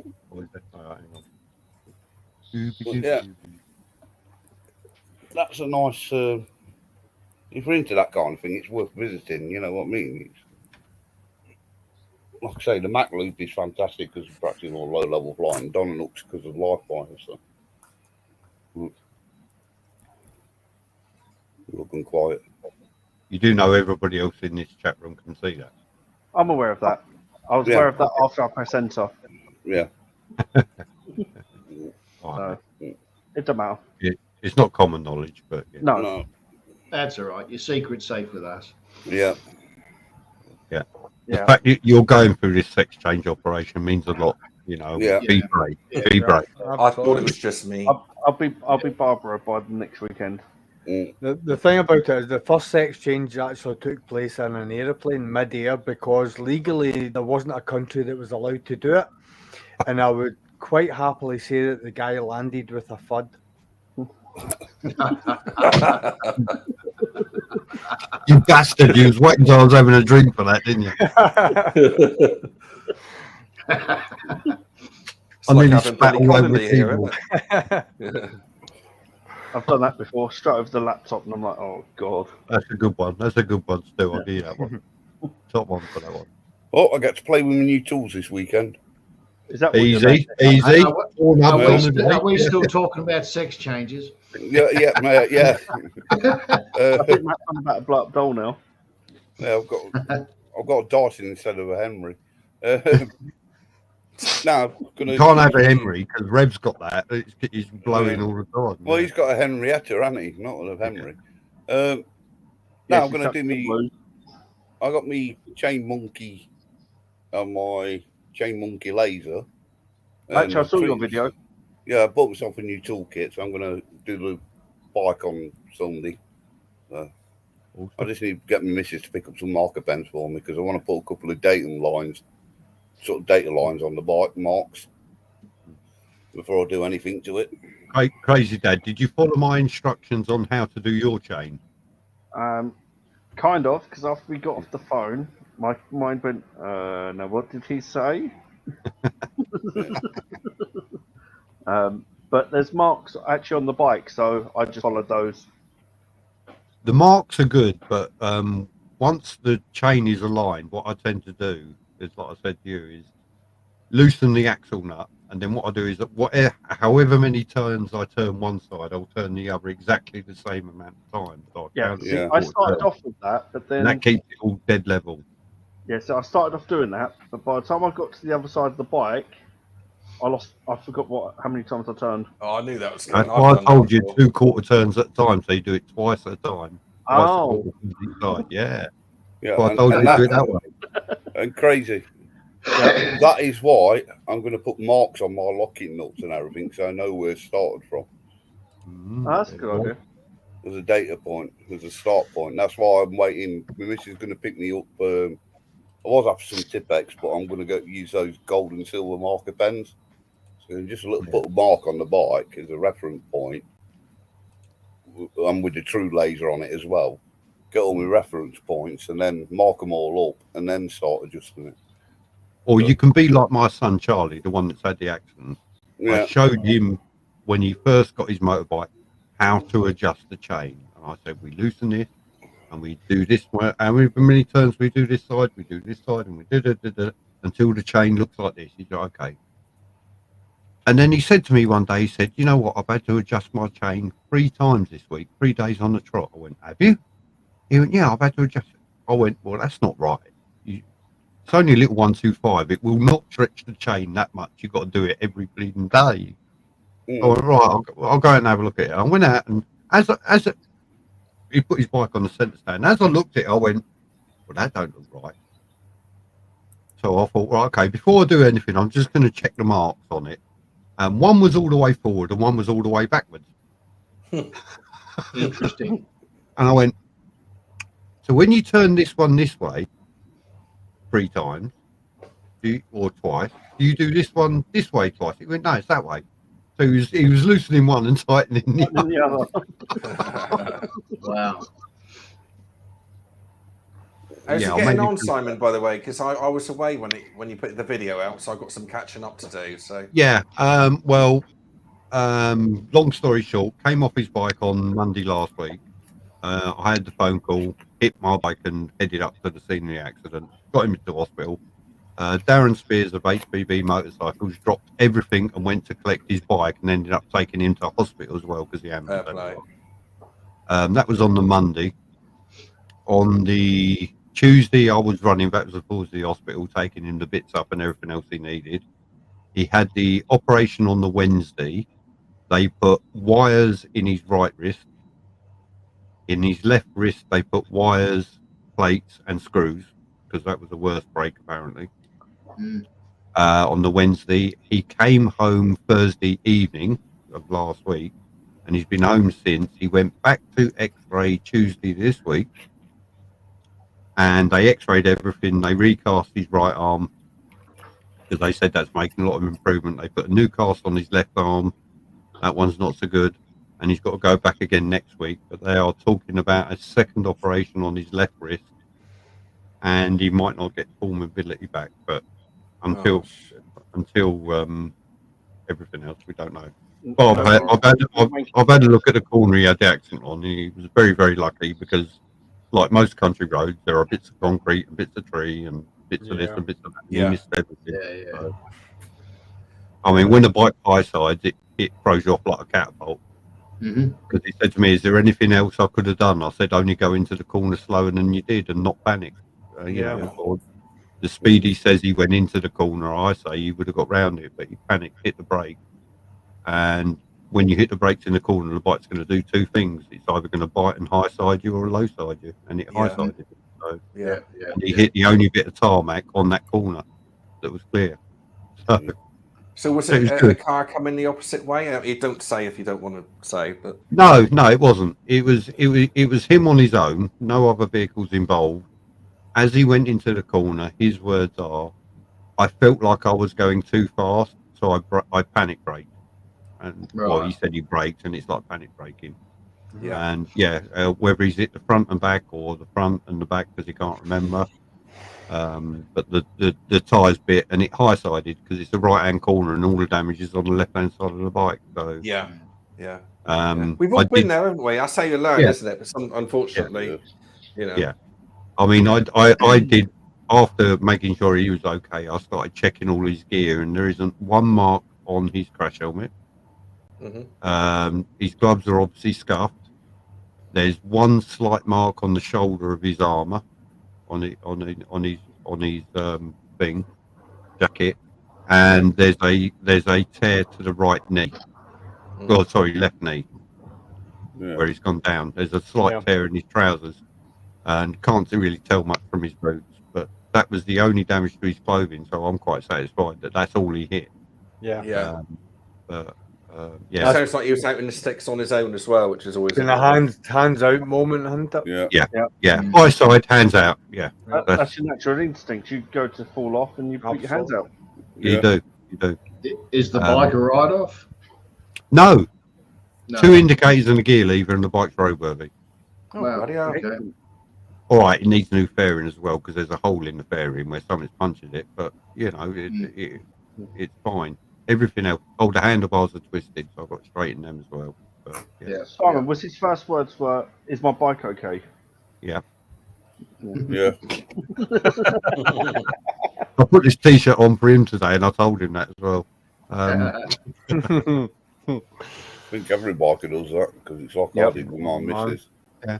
When I rode He with was Bill. concerned about his bike, and he does say he wants to get back on the bike. He wants to ride again. He loved it. So yeah, you know, it's just one of those learnable experiences I put it down to. Yeah. You know, Yeah. It's like I You've done remember my early days of being on a 125. Not this time round. The first time round, I come round a bend, went to overtake a car, and there's one of those stupid islands there with the stupid arrow telling you to keep left. yeah. Well, I found it. Yeah. That's not good. Yeah. No. Because I was more concentrating on the car, thinking I can get past him. Yeah. And yeah, as I come around the bend, there's a stupid island there, and I hit that so damn hard that it blew the front tire. yeah. Yeah. My first big learnable moment, and I always say that anytime you have a moment on a bike, it's a learnable sort of situation, whether it's you maybe don't get round the corner or you do. There's still something to be learned from it. And what happened with me was I was riding down the loch side in Scotland, and on my left hand side there was a dry stone wall. So I just come down a right hand corner, it straightens up and then it flicks into a left. And just as I was about to release the clutch to let the engine slow me down for the left hand corner, I saw the dry stone wall. Now the dry stone wall jutted out just ever so slightly, and in my head I thought, don't cut the corner, because if I cut the corner I'm hitting the wall. And in that instance I held onto the clutch, and I couldn't understand how the bike wasn't slowing down. For a split second, I didn't understand. And then I let the clutch go to allow the engine braking. But by that time, I was too deep into the corner. And as I went into the corner and I threw the bike down, it started to come round, but I didn't put any acceleration into it. So the bike started to sit back up again. And I went down the road with the bike slapping me from side to side. I actually didn't tear the ligaments in my knees, but I stretched the ligaments in my knees so bad that my knees were swollen for about 2 weeks, because I went down the road grinding my two legs to try and straighten the bike out. But it was one of those moments, and the good thing for me was I was with somebody who was a more experienced rider than me, and about maybe a mile down the road we pulled in and we just talked about the whole situation that had just happened, to the point where the way I had explained it to him, he was able to work out exactly what happened. Yeah. We all walked away from it, and it was a learning process, and that is a big thing. If you can learn from any incident, then you're on to a winner. If you don't learn from it, then that then becomes dangerous to yourself and everyone else. Yeah. I mean, between the ages of 16 and 18, I fell off so many times, which is a good time to fall off because you bounce. Yeah. And I did eventually break my right ankle, and I've got screws and pins into it to this day. I've got screws and pins holding my right ankle together. But every time I fell off, I sat there, even at that young age, I sat there and thought, right, okay, let's go through the process of what happened. Yeah. And how can I avoid that in the future? Yeah, and that's why I call them teachable moments. Yeah. It's teachable. You can teach yourself. Right, if I do this, this, and this happens. So next time, don't do this. Do this. Try this. Do that. Simon, one of the ones that I had, and like, no matter how many times I play it in my head, I cannot come out of it without me falling off the bike. And that's what happened with me. Was I was on a country road, It was a single track road with passing places, just to let you understand. Farmland either side with gates, and what happened was the farmer had come out of one field, left his silage tap open, went into another field. So I'm on this road, I come round a right hand corner, hit silage. What do? I can't speed up, I can't brake. I need to turn for a left hand corner, but know that there isn't any traction in the road. What do? My instinct will be rear brake, stand the bike up. Yeah, that will be my instinct. Which is what I did. I stood the bike up, and basically that put me towards the grass verge, which I was quite comfortable to actually run the bike onto. And when I hit the grass verge, the front end dug in. I hit the road, and the bike spun. And no matter how hard I try to recreate that situation and in my mind try and do something different, no matter what I've thought in my head, the result is still the same. There are some times where something happens and you know you're going to crash. You can figure that out. Yeah. I was playing with a friend of mine. We was both out together, and we're the type of riders that push each other. If one behind the other, I'll push him. If he's behind me, he'll push me. We are both very experienced, good riders, and we know how far to push each other as well. We was having a really good day. It was a lovely sunny day. The roads were dry. The tyres were giving good grip. He was getting good feedback, and everything was working perfectly. And we came up to a set of double bends. I was in front. There was a car in front of me. As I looked at these double bends, I looked across the top of the bushes, everything else, because they'd been cut. You could see there was nothing coming the other way. So the left-hand bend, I've overtook the car. And I've opened it up as I've overtook the car, and I've gone round him on the left-hand bend. And I've just took a quick peek in my mirror, and my mate Kev, he's followed me. He's a bike length at the most behind me. And we're doing 60 plus as we go round this left-hand bend. The next bend's the right-hand bend, and as I looked up, there's an advisory of 30 mile an hour on this bend. Ouch. So I've just thought, shit. So my first thought is I can't brake because Kev's like sitting on my back wheel. So I shall pop a gear. He will see. I know he will see me pop a gear down, and then change my position to push it into a bend. So I've done that, and I've started pushing it into this bend. I've gone round this bend, and I was actually fearful the bike was going to let go at some point. And we went round this bend, and we both made it round, and we've gone down to the next roundabout, and I've stopped, had to stop for traffic, and he pulled up next to me, and he looked at me, and he went, "We went round that right-hander. Why was you looking to your left?" I said, "Did you not see the maximum speed thing?" He went, "Yeah." I said, "That said 30. We was doing 60 plus." He went, "Yeah." I said, "I was looking for the soft spot in the field or along the side of the road where if it went wrong, that's what I was aiming for. If it started to slip and slide, I was just going to straighten it up and go for between the trees." I was, that's what I was looking for. I was like, where's my soft spot? Where's the nice safe bit where it's not going to hurt so much? I'm not going to nut a tree. And he went, "Oh, fair play." And then with that, we tore off. But it's you sort of look at when it goes wrong, where's my easiest option? That was it. It's amazing how quick the brain works when you're in that situation. It is. It's and you can't teach that to anybody. You can't teach that to anybody. You can tell them about it. You can tell your experiences and all the rest of it. But until you've been doing it for a while, you won't get that process. And until it's gone wrong on you a couple of times, unfortunately, you won't get that process. It's a process that takes time, and it develops, if you like. But yeah, and it's amazing how much you can think of in a very, very short space of time. Yeah, you'll be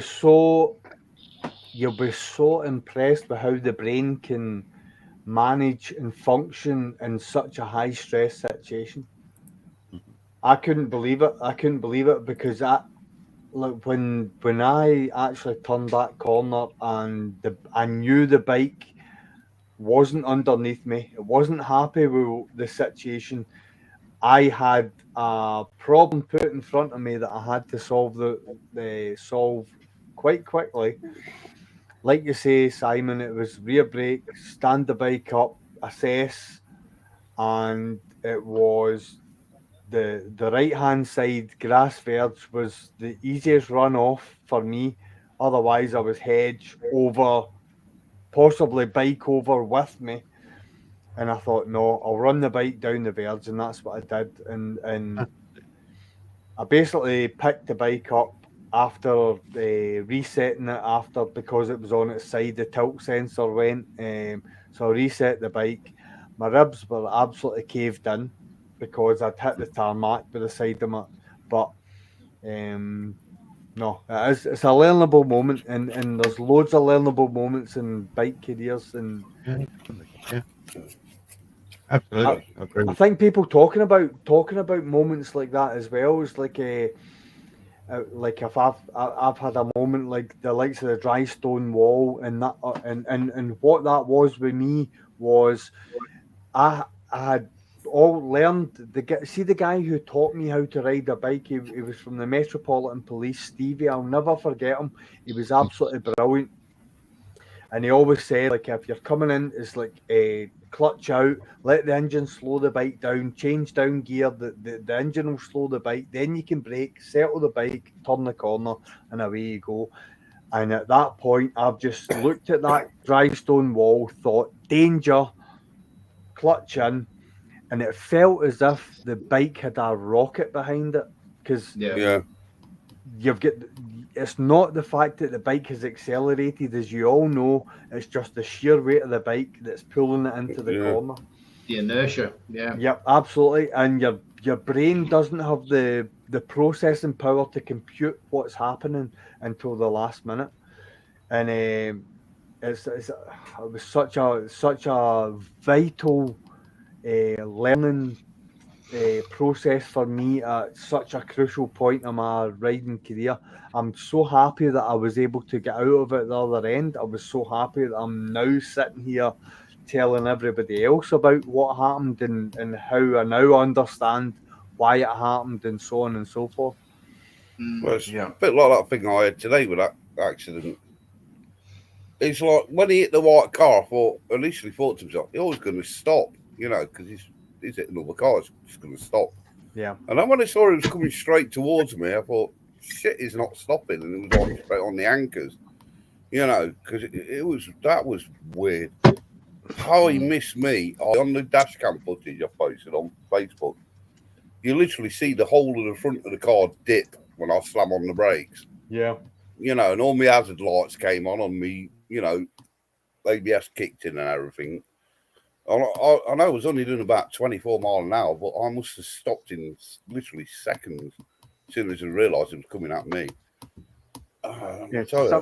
Something similar happened to me a few weeks ago on the way back from the Oakley bike meet. Yeah. And a car crashed behind me into another car. So I had a car behind me. Yeah. The one behind him hit the one behind me. And because I look in the mirror thinking, you silly knob end, as I look back up, there's a roundabout there. Well, I was still doing 50 when I come up to this roundabout. Yeah. And I panicked, so I hit the brakes. And as I hit the brakes, I was already in a lean to go round. And as I hit the brakes, the bike stood upright. So now I'm just aiming at this roundabout. Yeah. And it was just natural instinct to drop a gear, let go of the brakes, and just throw it round. Yeah. And I wanted like the third exit, but I ended up taking the first or the second just to get out of the situation. So you were in, because I completely panicked and just hit the brakes. It's amazing as well because after a while you start doing these things without thinking about them. About it, yeah. And the best example I can give of that is if you look at the reactions of a Formula One driver, all he does all day is drive a car on its limit. Yeah. Now, when them cars start to lose grip and you see a driver going around the corner and he's doing that, every time he's doing that, the rear tyres have lost grip and he's regaining control. And he's doing that in point something of a second. Yeah. And it's not because he can feel it happening. It's just his body's because he's connected to the bike and the road. It's telling him that this is now losing grip, and he will automatically do that. His brain's not telling him to do it. He's automatically doing it. It's because they do it all the time. Now, when you ride a bike all the time, which is why I love the mechanical suspension and everything else, which is probably why I didn't like Andy's tractor. A tractor, for want of a better word. Yeah, that's probably why I didn't like that. Is because while I was going around corners and that on that, I wasn't getting the same feeling from the road. Yeah, I know what you mean with that. You get it. So the electronics and everything. Yes, I could have probably took corners faster, and I can brake later, and I can do all these things in the corner. But at the same time, it was the first time I've ridden it, and I'm not confident that that's what I'm feeling. I'm not confident because it's not giving me feedback. Yeah. It's taking everything away from me. It's like getting out of a mini 1000 and getting into a 3.5 litre Rover or whatever it is. There's so much more it's doing for you that you don't feel it. Yeah. You get me feeling on it. I mean, Yes, that's the problem with the new bike that I've ordered. Is it's got the electronic suspension. It's got the electronic suspension, but it's not active. Oh, is it not? No. No. It adjusts electronically to level and do all that sort of stuff. Or you can set it for whatever you want, but it's still a mechanical suspension. It's the Versys 1000, the new one. Yeah. The Mark II. Yeah. It is a very, very nice bike. And you can, whereas the old Versys, if you wanted to adjust the suspension, you turn these things at the top and you twiddle this thing on the back. Whereas what you're doing, you're pressing a button to your preload. You're adjusting your preloads electronically. You're not doing them. Oh, okay. Yeah. Yeah, I've got a 3-month wait for mine. It's quite normal these days. With I did hear today, I got an email from Visor Down today that Honda are actually stopping sales on 10 of their models because they can't get parts. Yeah, that's true. Yeah, I've known that for a while now, but I didn't know it was out in the open. Yeah. Yeah, Visor Down put it out today.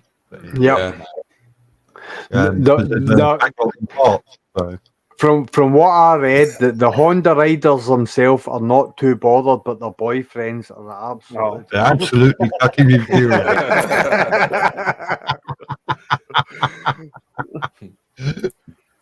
Brilliant, Stu. Brilliant. But the electronic suspension is adjustable, but it's not like an active suspension like the BMW and things have got. Oh, okay. Yeah. What you can do is you can preload it all from front and rear and what have you, from what I understand, and it will settle itself down rather than actually doing the physical torque on it. So I can honestly say that from riding Andy's, well, it wasn't Andy's, it was Darren's. It was Lockwood Road Andy's, but riding Darren's GSA 1250. If the BMW 1000RR has got the same electronics, and I know that they all will, Jesus, BMW have got it down to pat. Yeah. They are so intuitive. I was just saying, Stuart, I didn't like it. I was just saying, Stuart, I didn't like it because of the how it takes the feel away from it. The thing is, it comes down to personal After a while, you'll probably get used to that. But for the initial, I didn't enjoy it. Well, I mean, from what we did with the GSs when we took them out, it was like the fact that Darren said, "Well, you're a big lad, so I'm just going to raise the suspension 3 inches." I'm like, "You're going to what now?" It's like, because if I was to raise the suspension 3 inches in my bike, I'm taking spanners, and he's sitting there on electronics and he's lifting it. Honestly, I didn't. But to me, that's more stuff to go wrong. Yeah, not for every benefit there is a downfall. No, there is, because you're relying on electronics and you're relying on the technology and the infrastructure behind that to be good. Now, I would say that out of every manufacturer, BMW are probably going to be the best at it. If they're going to be good, because you look at the BMW 1000RR when it came out, when it went into superbikes, when it went into the Isle of Man TT, when it went into every class that bike has entered, it has dominated from the moment it came out to even now. And I would say that the most recent iteration of that bike is the most sophisticated bike that's probably and possibly been manufactured. Maybe not the best, maybe not the fastest, but when it comes to the technology that's behind it, it's just unbelievable. I think Matt's trying to get rid of his fart smell. No, pissing fly bugging me. Get flies. No, bloody fly bugging me. Well, do them up then. Yeah. From what all my obviously I've ridden loads of bikes now, and the ones that seem to be the most reliable are the Hondas. I personally think most brands have issues with electronics these days. Yeah, Japanese brands, you're normally going to be okay, generally speaking, the three big ones. But like you say, the BMW S1000 is next level. I mean, I can't ride it to its full potential. Nowhere near. You guys would be much better at it than me. No doubt about it. But not at all. Not at all. Couldn't get it close. Couldn't get it close to its potential. No, I know how. I don't care what anyone says. Like with that sort of power on that sort of bike and how well tuned that it's been put together. I mean, you need electronics on that if you're going to fully. What power are they? I think it's around 200. You know, it's not really big figures. I mean, it's big enough, isn't it? You know, but I mean, you add into that the weight, 200 kilos. Yeah, it's the power to weight ratio. It's just it's devastating. And it's not even that. It's like how fast the ABS can respond, how quickly the traction control cuts in to get you out of corners. Is like a bullet, an absolute bullet. Yeah, there's no way you can road test vehicle, like that, isn't it? It will only work to a certain level anyway. I mean, ABS and traction control will work at whatever power you're putting through it. I've watched the 44 Teeth, and they've done a review on minimum traction control right up to maximum. They've done the same with suspension settings, and they've done the same with through acceleration, and see when everything is on that bike, I think it's 2.5 seconds faster with everything on it, as opposed to just the rider feel. Yeah. So that is the biggest sort of advancement in rider aids that there has ever been, because that actually transcends into British superbikes, world superbikes, and so on and so forth. These riders can't ride these bikes harder than the bike can ride itself. Yeah. Technology-wise, that is a phenomenal concept to actually to have. And then it's like, even if you're do you know about the R1M with the fact that it knows if you've got it on a track, it knows where it is. Oh, I didn't know that. No. So it's got a transponder on it. So if you take it to a track, say Altamira or wherever it is, and it knows where it is, and that can actually adjust its settings, traction control, acceleration. It can adjust its suspension settings for that track. It takes the ride out of the riding, doesn't it? Sometimes with these things. Yep. It does, but it can bring the best out in a rider as well. Yeah, I get that. Oh yeah, for sure. Yeah, that's it. So it's like if you're the devil's advocate, I do agree with a rider ZZR 1400 with absolutely no rider aids, because I feel that's my traction control and this is my ABS. Yeah. And that's the way I like it. But I think we've all been there as well. This is something I talk to my mates about quite often, is that when you've got a bike with ABS, how many times have you had to anchor on and you don't feel like you're gripping? You want the rear end to stop skipping, don't you? Yeah. Sometimes, if you've got that level of control. But yeah, I'd probably say in the last 5 years, I've only had to brake that hard twice.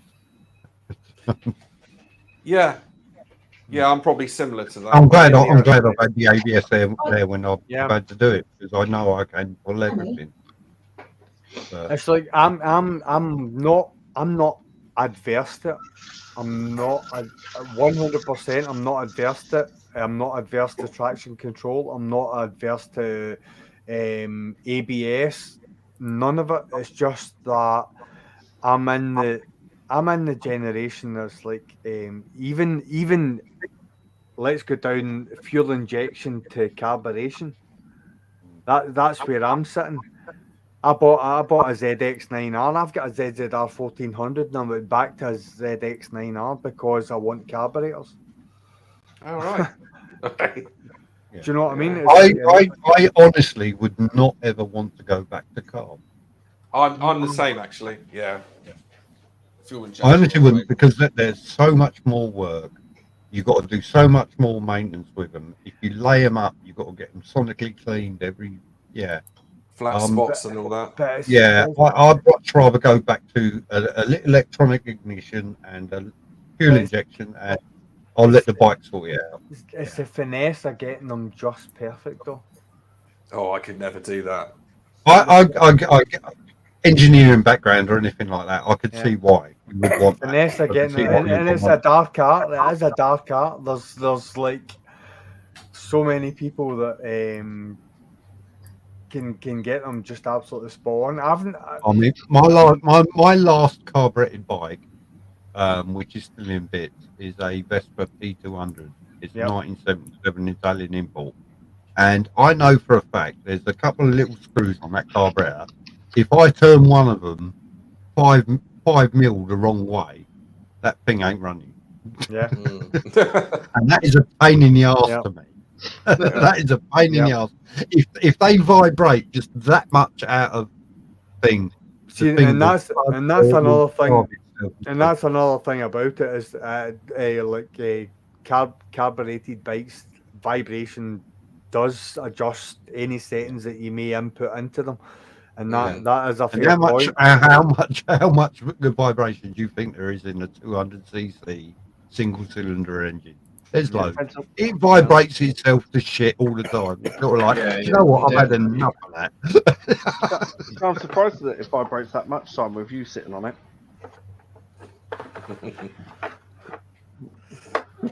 Yeah, there's a carb kit.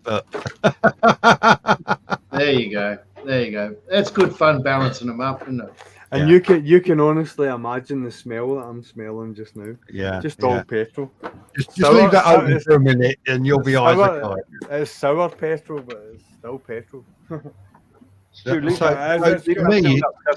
convenient. It's going to be fuel injection and it's going to be engine management. Sorry. Do you not think it's certain? But people get stuck in certain eras and generations and genres. Yeah. It's like I agree. You get your two-strokers. I agree. And I'll tell you what, if you want to spend all day pissing around with a carburetor just to get your bike to start, then go ahead and do it. Yeah. I'm happy for you. I really am happy for you.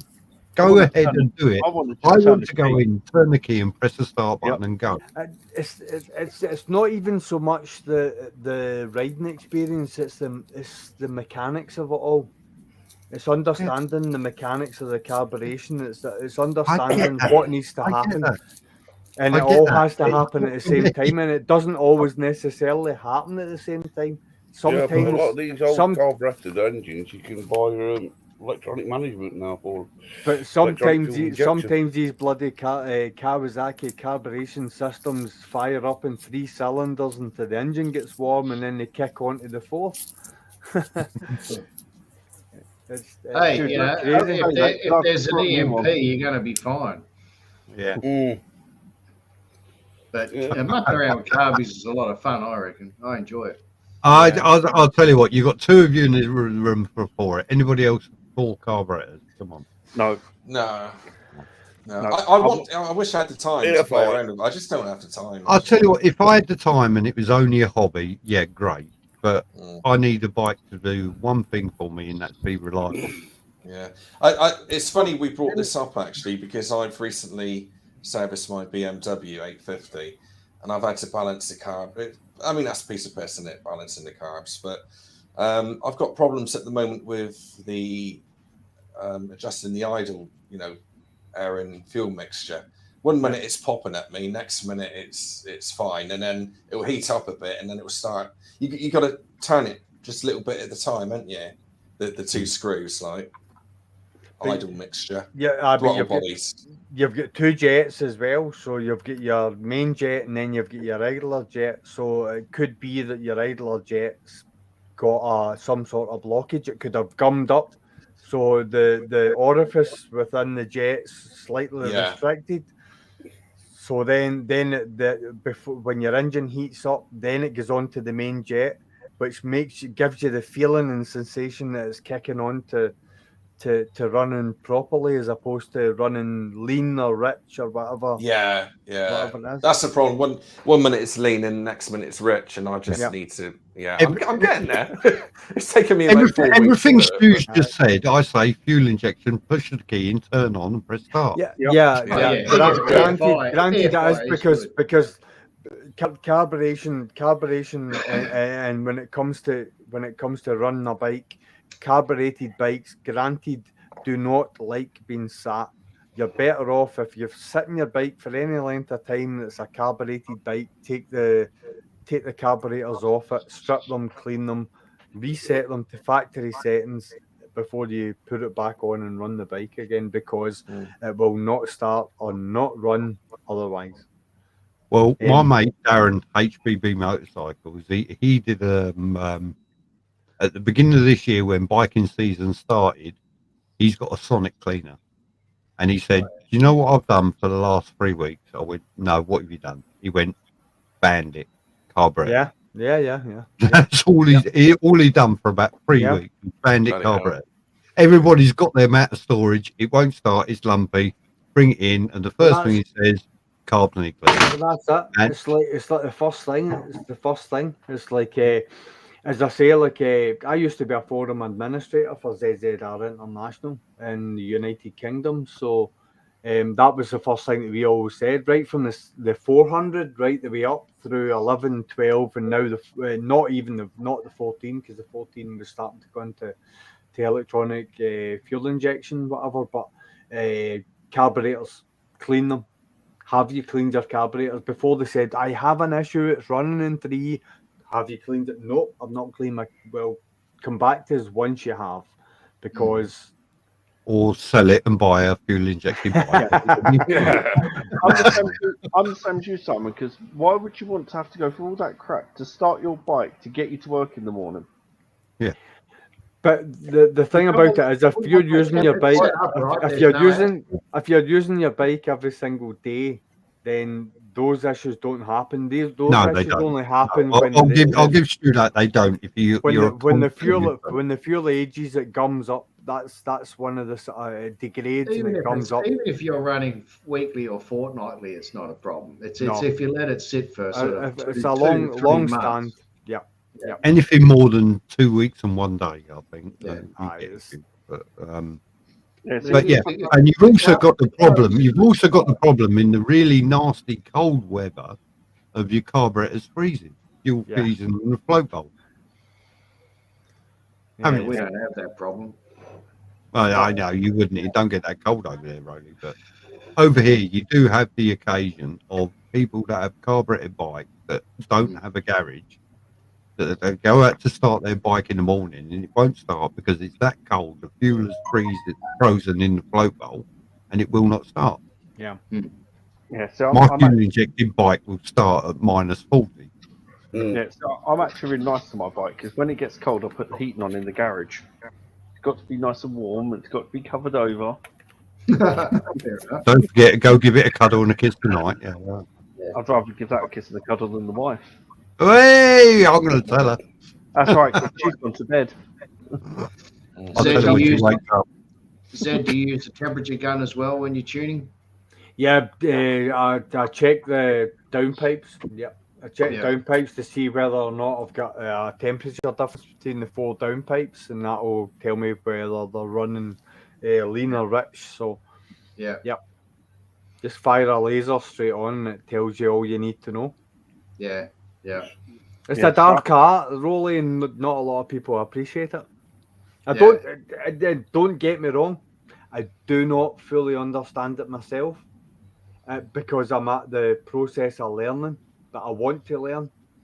And if I fall down rabbit holes, I'm going to be happy doing it, because at the end of it, I'm going to understand my bike more, and I'm going to understand even the lineage of my bike, because the ZX9R predominantly was one of the bikes that then progresses into the bike that I run, and you run as well, Rolly, with the ZX14. So they all have their heritage. So it's one of these wee things. I want to learn how to do it, how to set it up right, how to have the bike running at its optimal, and know that it's me that's done it. I've not handed it to a technician to set it up or whatever. I know how it works. I think a lot of people has anyone seen the side that. chat? No. I think I'm actually in trouble. Yeah. I should sleep downstairs tonight. Yeah, I think I'll sleep next to the bike. I think you're gonna have to marry the bike. Well, she was asleep. I went up to the toilet and I looked in and she was asleep. And yeah, it's always the way you say something you shouldn't, and they're there. Yeah. It is. Yeah. It's always the way. But what you were saying there, Stu, about doing your own mechanics on the bike, I'm totally with you, mate. I'm not to your level, but I do a lot to my bikes, and it's just as fun as riding the bike. Yeah, it is farting around with it sometimes, isn't it? If you've got the time, if it goes 100%. right. 100%. I love listening about my bike. I really 100%. Yeah, it's so like I'm learning how to do stuff with mine. One of the reasons that, as I say, I became a forum administrator on ZZR International, and the only reason that happened was I passed my test. I bought a ZZR 600 E1, and I basically stripped that bike right down to its component parts, basically not the engine. I left the engine as it was, but I changed every wheel bearing. I changed all the shock linkages. I re-powder coated the swing arm. I did absolutely everything to that bike, and I documented it from the start right the way through to the finished bike.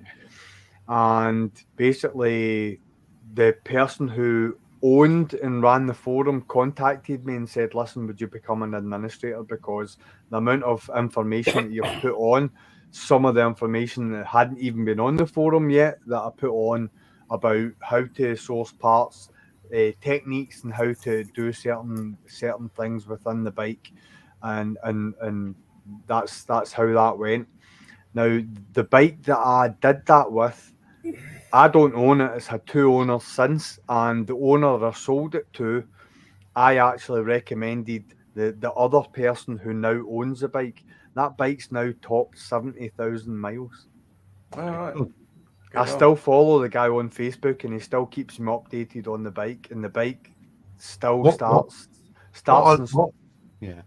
What I like about working on bikes is what you can learn from others. Yeah. Now, for example, I'll take oil changes, just to have an example. When you do an oil change, you remember to put the sun plug back in before you top up. Who would do that? Simon. I went for a sandwich, all right? Who would forget to put a sump plug back in? Is that the time? Who would exit? 35 quid that cost me in Castro. Yeah. And the bloody plug out. What a twat. I said, I'll come in for a sandwich now. All right, then I'll come in. Like, you're in a bit of a rush anyway. Kids are moaning. Yeah, go in, have me sandwich, go out, fill it up. Dipstick, there's nothing on it. Oh, the dipstick is here. All in the bloody oil tray. But then do that and then put it on YouTube. Yeah, that's it. Yeah. I've always been very good like that. Actually, if I cock up, like I'd say, oh fuck it. I'll tell you what. You know? If I made that kind of error, I'd put it on YouTube as well. Yeah. I've got a few like that. Teachable moment, shall we call it? There's nothing better. There's nothing better than people watching you snap a screw or do something that you shouldn't be doing. It's always good for that. My bloopers, they never do very well actually, but they're some of my favourite videos because it is me being a twat. You know, so and you'll probably get a lot more views from it as well. You'd be surprised. They never do very well actually. Unfortunately, if you follow him for his ride reviews, you're not really interested in his bloopers, aren't you? Really, let's face it. No, that's right. Yeah, that is my crowd. Is the reviews, and ironically, I don't want to say I don't like doing reviews. I do, but I like doing the, the other stuff really, doing the rides and anything that's not a review really. But yeah, I'll tell you what, Exeter has done the only review on an electric motorbike where I said to myself, actually, I could see myself riding that. Is that the Beamer? Was it BMW scooter? Yeah, that was. Yeah.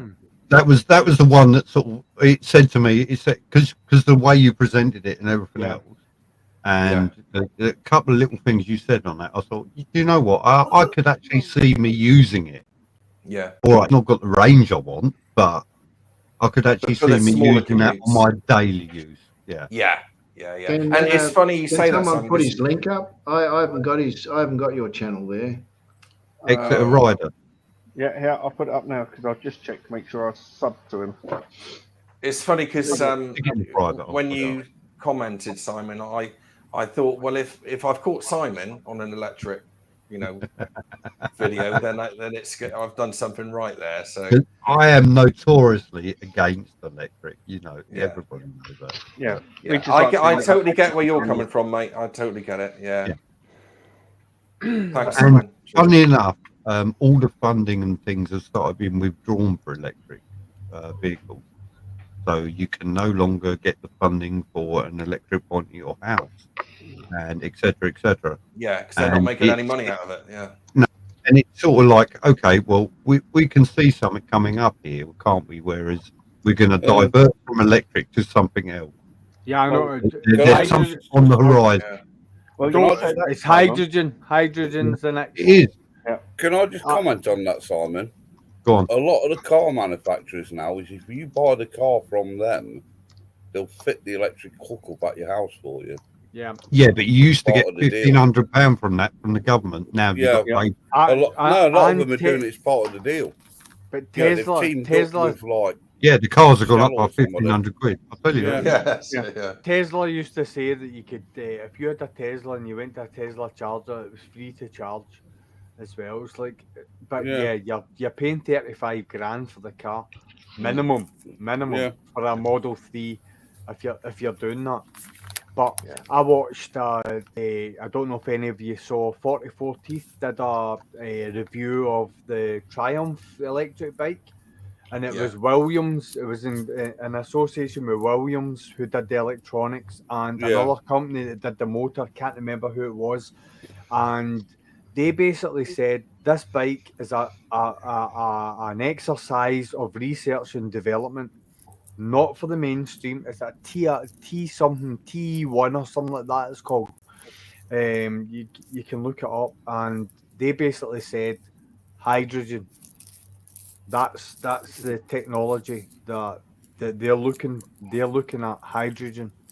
During them talking about an electric bike. That should be the way. They've already developed a hydrogen engine, twin cylinder hydrogen engine, which will generate 150 brake horsepower that weighs about 40 kilos. Yeah. Well, you were saying about the electric. British Testicle, as I'll call them, updated all their fleet to electric vans, and are now complaining that drivers are sitting at the side of the road at charging points for 3 hours a day out of the 9-hour day working. There's a surprise. Yep. And on top of that's that, mismanagement there, isn't it? They should know better if they're not going to get the range on these things. Then you get 150 miles range. Right. As soon as you put the aircon on, it goes down to 48 miles. Yep. Yeah. So, but see, the thing about it is like a company like that, they have to say for example, an engineer's going to a destination. They must be able to set up some sort of computer system that can tell you where they're going within any given week, month, or year. So if an engineer's going to a specific destination, there must be a hookup point nearby that when they're doing a job, that their vehicle's getting hooked up to some sort of supply. Yep. See, even if it's a box that they're going to repair a line or whatever it is, it must have a charging point on it.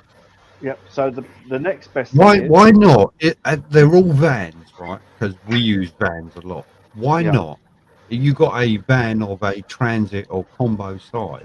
Make the roof out of solar panel. Yep. Because we I don't don't think it Free generates enough, energy. though, would it? It will charge up all the time. It's sitting there doing nothing. Yeah. See, true, but how much will it charge up in a 3 hour?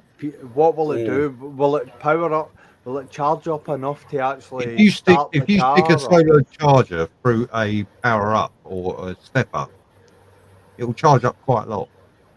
Yeah, see, but it's the ampage, really, isn't it, that you need to generate there as opposed to the Not only that, has anyone ever seen how much crap that a British testicle van has to charge in the back of their van? They permanently have laptops on charge. They belong to the same union as me, so yes, I do. So they'll have battery drills and so on and so forth, all on a major bank. I can understand. Yeah. So the other side to it is that if they go to a job and they just have enough range to make it home, they get sent home for the rest of the day. All right, sounds about right, doesn't it? Yeah. So Simon, let's go over to British Testicle. We get to go home. No, I'll tell you what. I'm going to carry on. I'm going to carry on the route I am, where I end up driving dirty, great big vehicles, which will never be electric because. Well, they will be. Amazon have them. We all know that. Yeah. That right they now. They can't do what we do. Yeah. But right now, you look at the way the government are positioning themselves. They have signed up to these eco agreements. They've been to. I think the summit was actually in Glasgow about climate change and stuff like that. So they've signed up to an agreement to be carbon neutral within 20 whatever it is. Scotland are actually for every new house build from 2024 onwards, your boiler cannot be gas or what's it? It can't be gas. Combi, don't they? No, well, it's a combi boiler. It's got to be natural energy that powers your boiler. Yeah, basically PV a lot of the time. It can't be gas. It has to be hydroelectric. What you're going to have is a big pipe hanging out of your boiler that you go a few times a day and fart into. They're trying to push ground source pumps. That's one of the big things here. They're not the way forward either. I had them at my old house. Yep, they're not the way forward. Loads of different sort of things that they're trying to ground push. source pumps are not the way forward. But the government have this agenda that the government have just now, and one of the things that is the house prices of gas and electricity that we're seeing just now, the prices that we're seeing in the petrol pumps is all part of the agenda that's running just now to try and drive us or even make us think or consider other sources of fuel other than what we're using just now. I think so. So basically, that's like myself as like a homeowner, as a father, and as like what I would class as a conscientious member of the human race. Right, okay, it's like if I'm using too much gas or electricity, which maybe I am when I'm heating my house, how can I resolve that? What's the options? Turn it off. Yeah. Yep. Buy bigger knit jumpers. Yeah, we're going to go back to the Dark Ages. Is what we're going to do. There isn't any. It's like they're creating the problem Just quicker than the solution. Grow your own photons. No, there's an easy problem. How many cows does it take to power a house? Depends on how many you marry. Well, no, because what you could do methane gas, convert your garden into a paddock, shove a pipe up each cow's arse, and see how many cows it, methane produces. I don't fancy when the RSPCA are knocking on the door. I don't fancy the smell of my heating. Are you guys allowed to have your own backup power? Well, I don't suppose. Yeah, to an extent. I don't suppose anyone would object to having a generator in your back garden or whatever, but it would probably still negate the fact that you're putting petrol or diesel or however you're powering that. It'll cost you more generation system. Petrol, is that what you mean, Rowley? I don't think Rowley means that. Do you? No, do you mean like solar? Yeah, solar. Yeah, like in America, wind, many parts of America, you're not allowed to have solar backup. No, sorry, I'll give you an example in Scotland. Like in Scotland, there was a massive government scheme for putting solar panels in your roof. They also did a massive scheme of putting like 3 or 4 inches worth of high density polypropylene panels onto the front and rear of your houses, and then rough casting it. And they initially promised that what would happen was that any extra energy that your solar panels generated would be put back into your account. You would actually start gaining money from the national grid. We have a similar system, but if the grid goes down, that system's offline as well. But Roland, there's actually a national lawsuit in Scotland because the realization of that whole scheme would mean that every household had to be involved in that scheme for 20 years to actually see any return in the investment. 20 years.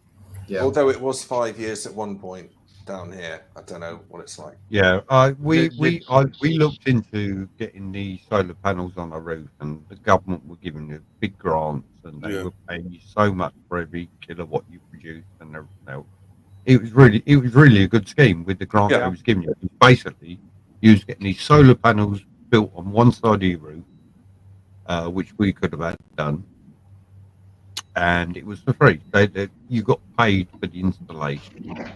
And these solar panels were built, plumbed into your electrics, and during the day and everything else, you ran off these solar panels. Well, during whatever time it was that you wasn't using as much electricity as was produced, it was pumped back into the system. Yeah. And you got paid for every kilowatt that went back into the system, and it worked really, really well. And then the government, for some reason, just said, you know what, we're not going to pay everybody now to put these solar panels in. Yeah. And it actually worked out a deficit, and someone worked it out. It would take 15 years of having solar panels to recoup costs. Yeah. So everybody went, you know what, 15 years, I'm not going to wait. I'm just going to pump it straight in. So it's top. I watch a guy on TikTok, believe it or not, and he's all about renewable energy and so on and so forth. He has a battery pack in his house that gleans energy from the national grid, but it does it when it actually monitors the national grid, and it knows when the national grid goes on to the, you know how you get the off-peak rate? Yeah. So when the national grid goes on to the off-peak rate, it actually puts power back into his system, so it gets it at a cheaper rate, and then it stores it like a capacitor. The first house I ever bought in Milton Keynes had this Economy 7 heating, and it was said to work exactly the same way. It was said off peak, your heating will charge at a cheaper rate, and then when it's more expensive, it switches over and it does it itself. Yeah. And that was the coldest house I've ever lived in. Well, Simon, in Scotland, it was called like white meter heating, and basically it did exactly the same thing. And what it was, heated up electrical elements, and it was heated bricks. These were thermal bricks. Yeah. It heated the bricks up during the day, and those were meant to store the heat throughout the day. But by 7, 8 o'clock at night, these heaters were freezing, and they didn't come on again until 11 or half 11 at night. And any energy that you had in the house was gone. You try fitting those bloody heaters with all those bricks, they are a bastard. They were stoting hard. Stoting hard. And it's like, see in Scotland, see if you go around any garden in Scotland, all the wee perennial borders have all got these heated bricks all sitting, standing on their end, because when everyone scrapped them, when the government gave the grant for getting proper central heating, that's what everyone did with them. Oh, we'll create a nice wee border with them, though. These heated bricks. So they've all got their wee pansies and God knows what. Well, I mean, have you got any solar or wind or anything? Central heating to this house that had economy central heating. And I froze first with it. And I was fucking begging for fucking gas central heating. Yeah. Tell you what, our heating's district heating, as they call it. Basically, our house is mid-terrace, loft's been converted and everything. So when they come and collect our rubbish, that goes to the local incinerator, Eastcroft incinerator, where it's burnt and the energy from it is used to heat. Oh. It's like they're underground water pipes, high pressure steam pipes. It's a bit like New York sort of thing. There's certain areas in Nottingham in the winter months you can see the steam coming up from on the manhole covers, like New York. And basically, Victoria Centre in Nottingham's heated by it. The estate I live on is heated by it. Basically, like I say, our rubbish gets collected, taken to this incinerator where it's burnt. That's converted back into heating for the house basically. And it's in our loft. We've got 2 great big steam pipes, about that big pipes, and then it comes down. It's tapped off into everybody's house down to a heat exchanger. For hot water for the house. I know what you mean. Yeah. And I tell you what, it is the best system I've ever known for heating a house. Because during the winter, we end up having to open our windows because it gets too hot in the house because of this system. So they're burning rubbish to create your heat? Yeah. So basically, our rubbish. But how do they offset the carbon? Well, I don't know what it is at I think the incinerator burns in such a way it's very low because you never see any smoke come out of it, Yeah. And like I say, we've got the recycle bins and the garden waste bins like everybody else, but our normal household rubbish, it gets taken down to there, checked through, to make sure there's no recyclables in it. And the rest of it is gas canisters or anything like that. And then the rest of it just goes straight into this incinerator. And I tell you, it is an absolute fantastic system because we're powering it. Matt, can I tell you a good system? What? Every person in this country has something that's like, it's called a hearth. Yes. In their living room. Yeah. And they can put coal into it and they can burn it. Or wood. And it heats their house. Yeah. And like the smoke goes up and it goes into the atmosphere. Well, that's what my. But do you know why that won't be good nowadays? Because the government can't make any money out of it. Well, it's nothing to do with emissions because the emissions from coal. I'll tell you why. Is I come from a mining village, and every single house had a coal-fired coal-fired central heating. Every house it was coal-fired. Yeah. And it heating and everything. All the miners got an allowance of coal each week because my dad was a miner. So every week, the coal wagon would roll up. We had a coal bunker in the back garden. They'd fill that up and then go off and do the next house. And it's funny because as soon as the pit's shut, the government was offering people in the village grants to get to gas central heating. Yeah. And that's what Why? my mum and dad did.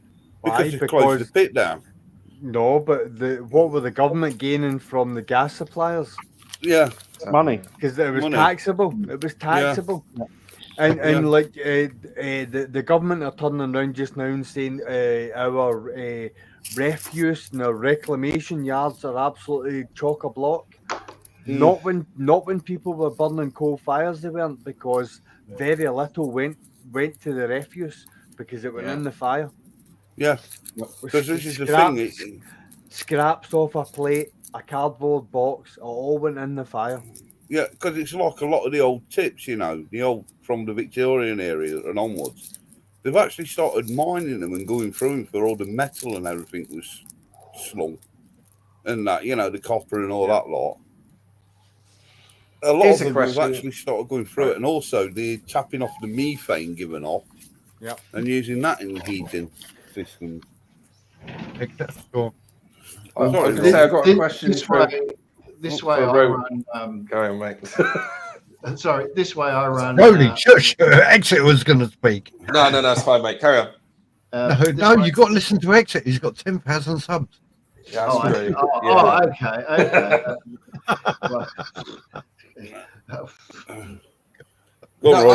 After you. You carry on, Roddy. The only question I was going to ask is, you guys are ahead of the game compared to us with your solar and wind power. That's my only question. What's your view on what we're talking about? Well, I got 2 kilowatt of solar and a kilowatt of wind, and that's completely independent of any organisation. It's completely mine. So it's off-grid power, and 99% of the time I'm running off of that. So zero bills. The system runs flawlessly. It just does its thing. And when you're chucking out 2 kilowatts of power, that is basically an electric kettle, isn't it? 3 kilowatts. 3 kilowatts is a single oven, basically. I'm speaking in my electronic oven. Yeah. Well, is that an hour? Is that 3 kilowatts an hour? 3 kilowatts an hour. 3 kilowatts an hour. Is that? I don't know whether it's an hour or not. I don't know, but what I know is I can run the house on it, and so that's going to be 3 kilowatts. Pull a max of 3 kilowatts coming through, not per hour, sort of thing. Yeah, 3 kilowatts. Which is good. That's bloody powerful. Yeah. Elon Musk. I don't know. It's whether you love him or hate him. I'm not here to agree or disagree with anybody. But he said that there's loads of states in America that are very, very few people actually populate them, that are in, like, say for example, the desert or wherever it is. He said if you were to put solar panels and cover the whole area with solar panels, they could actually power the rest of America. Yeah, I was on about that not so long ago. Yeah. And when you listen to what he says, initially you turn around and you say ridiculous, absolutely ridiculous, and then you listen to what he says about the mathematics of it, the theory of it, and you think to yourself, guy's got a point. But why would it happen? Because it would be because you would do it once. You would do that once. You would fill, say, Texas with solar panels from the north to the south, west to the east. Everyone in America would get free electricity. Who would benefit out of it? Nobody. Because it would only be done once. Over in the US, you can't do what we do here, which is have your own independent system that's off grid. That's what I mean. That's why I wanted to ask you that, Rowley, because you guys have got it sussed. Yeah, I'm completely off grid. So my system, like a fridge, right, went for probably 4 or 5 seconds when it first kicks in. Yeah. It goes up to 800 watts draw. And then after that, it settles down to 140 watts. Mm-hmm. I've got all LED lighting throughout the house. I can run 11 lights, LED 240 volt lights. and that 11 of them pull 60 watts.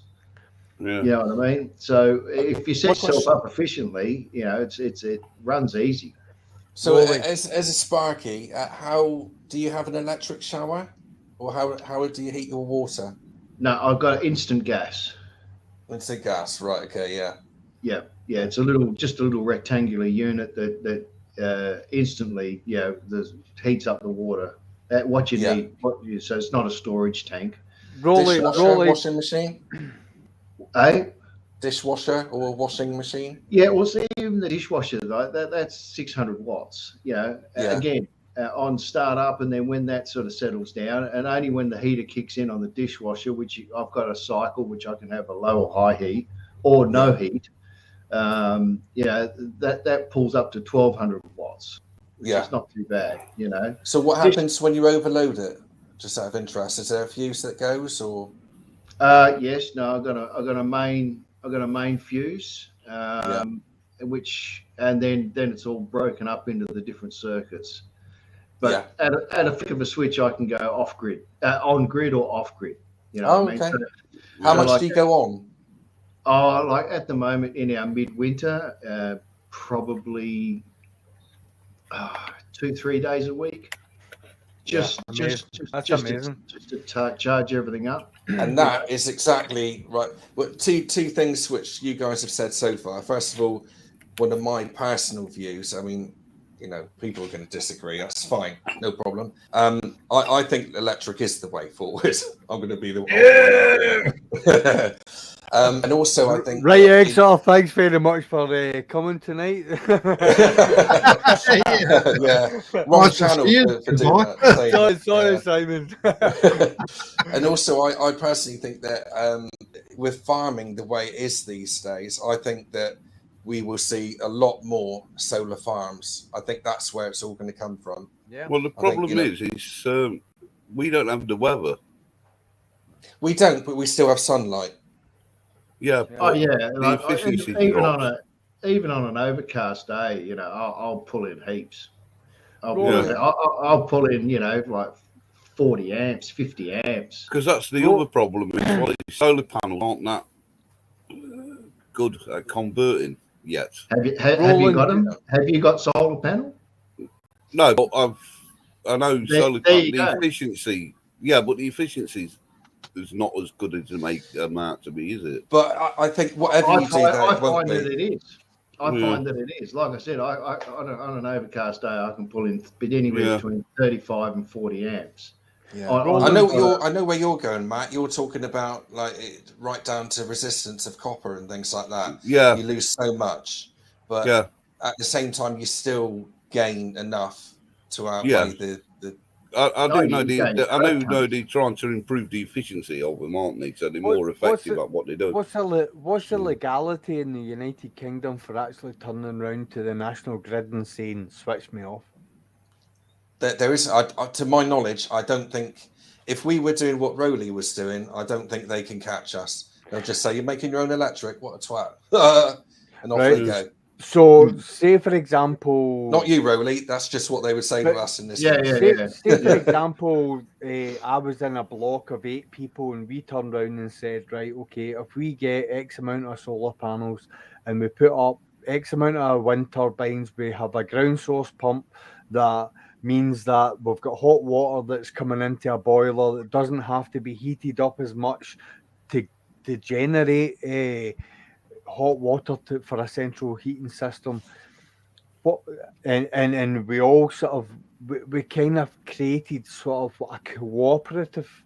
Yeah, I know what you mean. Yeah, there is a village. There is a village. I think it might be. There's nothing they could do, Stu. Is there nothing that I wasn't sure? I wasn't sure. In America, they were playing catch up. In America, it's illegal, but certainly here, and I believe in the UK, you can have your own independent system. Well, there is a village. Even a 1,000 kilowatt system could run all your house lighting in your fridge. Job done. Yeah. And that takes quite a load off your. Roland, how fast did you say your fridge could get cold? Sorry. when you talked about your fridge, how fast can your fridge get cold if you're switching it on? Like, well, the fridge will surge when it first turns on to around about 800 watts, and then in around about 20 to 30 seconds, if you're watching it, it'll drop down to about 140 watts for the rest of the duration until the thermostat kicks out. I would say, like, when I say to my wife that I'm going out to ride my bike, she turns cold in about 5 seconds. Oh, okay. Yeah, there is an actual in the UK. There is actually a village, an eco village, where it's all off grid stuff, where they're generating their own power, heating, water, and everything. There is one in the UK, so I don't think that, like I say, unless for some knowing the like how British Gas works with their policies. Knowing the electric companies, they'll probably find some sort of health and safety loophole. No, it's not. It's not a helping. It's not about that, Matt. It's about where the money is. It's how they can make the money. It's not about. It's not about how we can save it. They're not interested. They know that we could possibly, and we could quite easily probably run. Yeah. Without needing the services they supply and demand. And that's the whole thing. If we take the time to sit back and it's you look at, right, I don't know a bit of information. What do? I go onto Google. Why do I go onto Google? Because that's a service that's been supplied to me that gives me the answer, right? It's the same with electricity. Well, this is what I'm saying. It's the same with all the energy. So, like, if us as a community, say for example, we all live in the same town, turned around and said, right, have you got any ideas how we can save money on electricity? Well, right, if you do this, blah blah blah. So we all get together and we all agree on solar panels. We all agree on heat source pumps, and we all pull this together. We could actually, right, okay, we could heat our houses. We could have enough electricity for our houses. We could also sell electricity back to the national grid, to the government, for more money than we're actually costing us to produce it. As opposed to them saying, get this and it all goes to us and then we give you it back. No, you don't give us it back. We give it to you. We sell it to you. We don't take anything from you. You get it from us. Yeah. And this is the whole thing with the UK government. It's this whole everything goes to the grid and then you buy it back at a reduced fee. Because this is the thing at the moment, because there's a big hoo-ha with a certain gas company installing smart meters into people's homes, and they're using an old gas act basically, so they get a warrant so they can enter your home and do it without your say so. And that's makes you wonder, is there something in there amongst the electric companies what they probably try and fling out? Yeah. Of course there is. You know. Of course there is. But you don't need to over here with the whole scheme of putting solar panels on the roof and all that sort of stuff. I mean, it's kind of marketed to you to so that you're capable of putting or getting money back from the electricity grid because you're putting into it. But the real purpose is because we've got a failed, old, unupdated infrastructure system that all of these solar panels on people's roof is propping up the system. Yeah. But the only issue I have with doing that, and that's why I didn't go down that road, was that when the grid goes down, I'm down as well. So my system that I've got on my roof is useless. So that's Can you store it, Rowley, as well? Can you store the energy that have you got a big battery somewhere or anything, or no? Yeah. No, I got 5 kilowatts worth of storage and 3 kilowatts worth of charger. Yeah. What's that look like? A 6x4 shed in the garden or something, or how big is that? The battery? No, it's a bank of batteries. Rolly, can I ask you a question as well? Can you determine when you're putting electricity into the grid or you're not?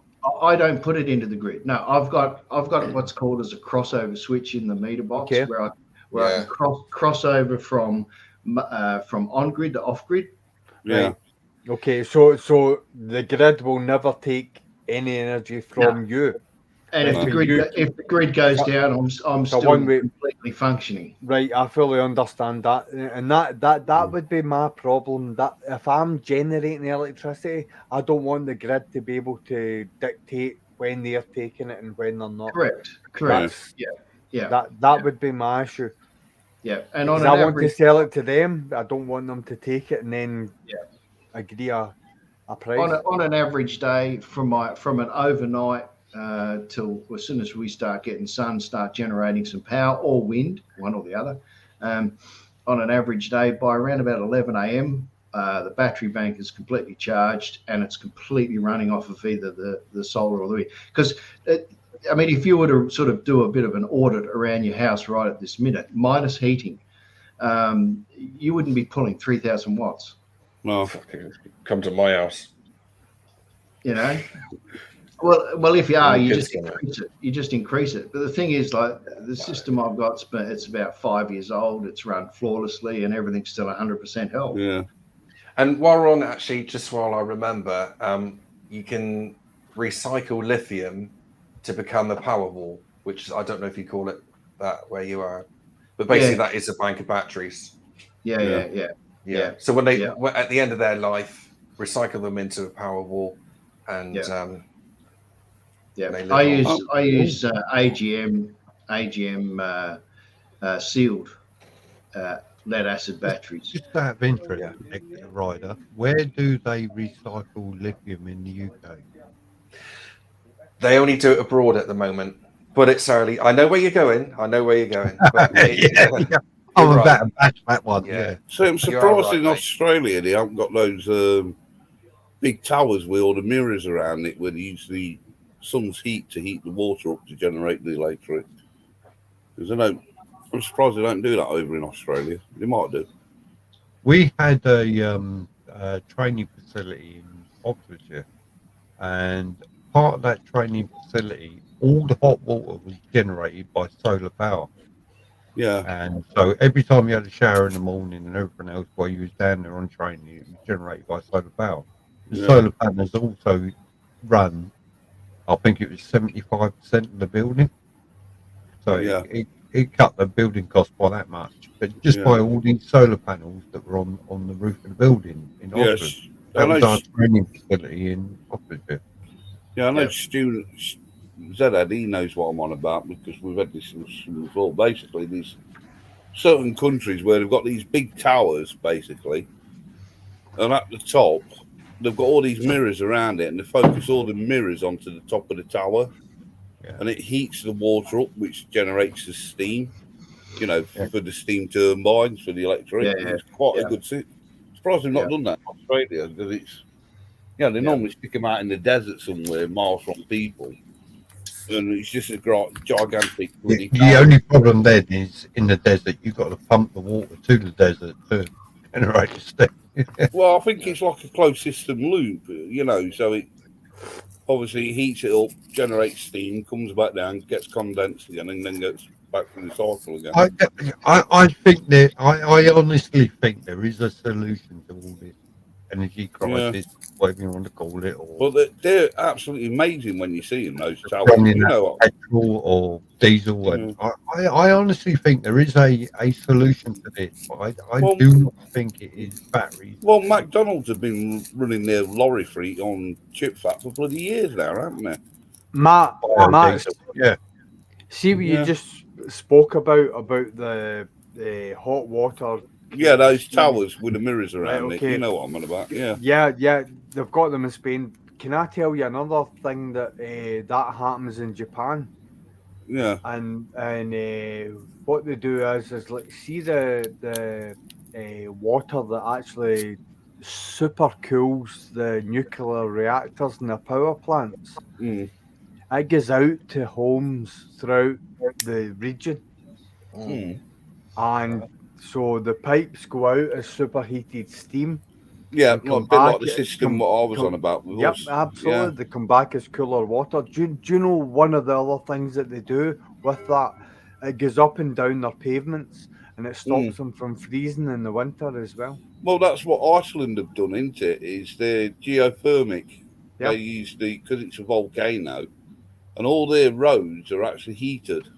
New York uses the same system. From the geothermic system. It's crazy. It's like everyone says like right, okay, like nuclear power plants. You've got it was it fission as opposed to fusion. So you have the waste, but the waste in relation to the power generated is negligible. Yeah. You look at you look at you look at any company in the United Kingdom just now, any company in the United Kingdom just now that is saying that they're carbon neutral. Do you know that? Have you ever heard of carbon offset? Yeah, I've heard of it. Yeah, there's companies that if a company in the United Kingdom wants to claim that they're carbon neutral, they have to have a carbon review and say, for example, they need to lose 20% of their carbon that they're producing to become carbon neutral. There's companies that will take 20% of carbon out the atmosphere and bury it underground. And that allows them to say that they are carbon neutral because 20% carbon is getting buried on their behalf.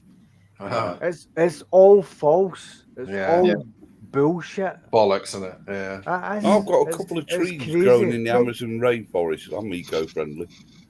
I've got a couple of trees planted out of there. Crazy. We need real people with real solutions that aren't in it for the money. It can't be about financial gain. See the fact. See Elon Musk has been to the brink of like absolutely zero money because of failures with companies. But that's the type of person we need to be looking at. How do we as a society bring a sustainable energy source to our environment, people that's going to work? That's the problem. It's everything's run by private companies, isn't it? At the end of the day. No, what we need to do is find some dilithium crystals, and we'll all be sorted. I've never tried that. Well, I tell you what, Zed. In the meantime, it's bugger all costs to just chuck up 1,000 watts worth of solar. Exactly. And 1,000 watts worth of storage. You get yourself a 1,500 watt inverter. Run your fridge and run your lighting off it. Yeah. Totally agree with that, Rolly. Yeah, totally agree with that. It's quite funny actually. I get emails every now and then telling me how my trees are growing in Amazon. It's weird every now and then because I forget about it, and suddenly this email will pop up going, "Here's your report," or "Here's your birthday wishes from your trees," and it's like, "Oh yeah, I forgot I'd done that." You know, That's different. like, well, it was. I was. You heard Alan Walker, the artist? He done Faded and what was the other one? Alone, and that. He's basically if you look into him, Alan Walker, and I was buying some merchandise off of him, and he's set up this thing called the Alan Walker Woods in the Amazon rainforest for this company, and I thought, oh yeah, I'll do that. I'll buy a couple of trees, and get them planted. Sort of thing, and it's a good thing because it's called the Alan Walker Forest. But it was my way of like, oh yeah, okay, I'll get a couple of trees to the Amazon, I never heard of that. Yeah, but it's quite a decent. It's like I say, it's every now and then I'll just get these random emails come through, with an update on my tree, on my trees, and it's like, oh right, okay. Do you know another thing that occurred to me, and that was the whole aspect of hydrogen powered cars. Now the whole issue that everyone would have you believe is they're not safe because it's an explosive. Listen, do you know where that comes from? Probably from me. I'm in that camp. No. Do you know where that stems from?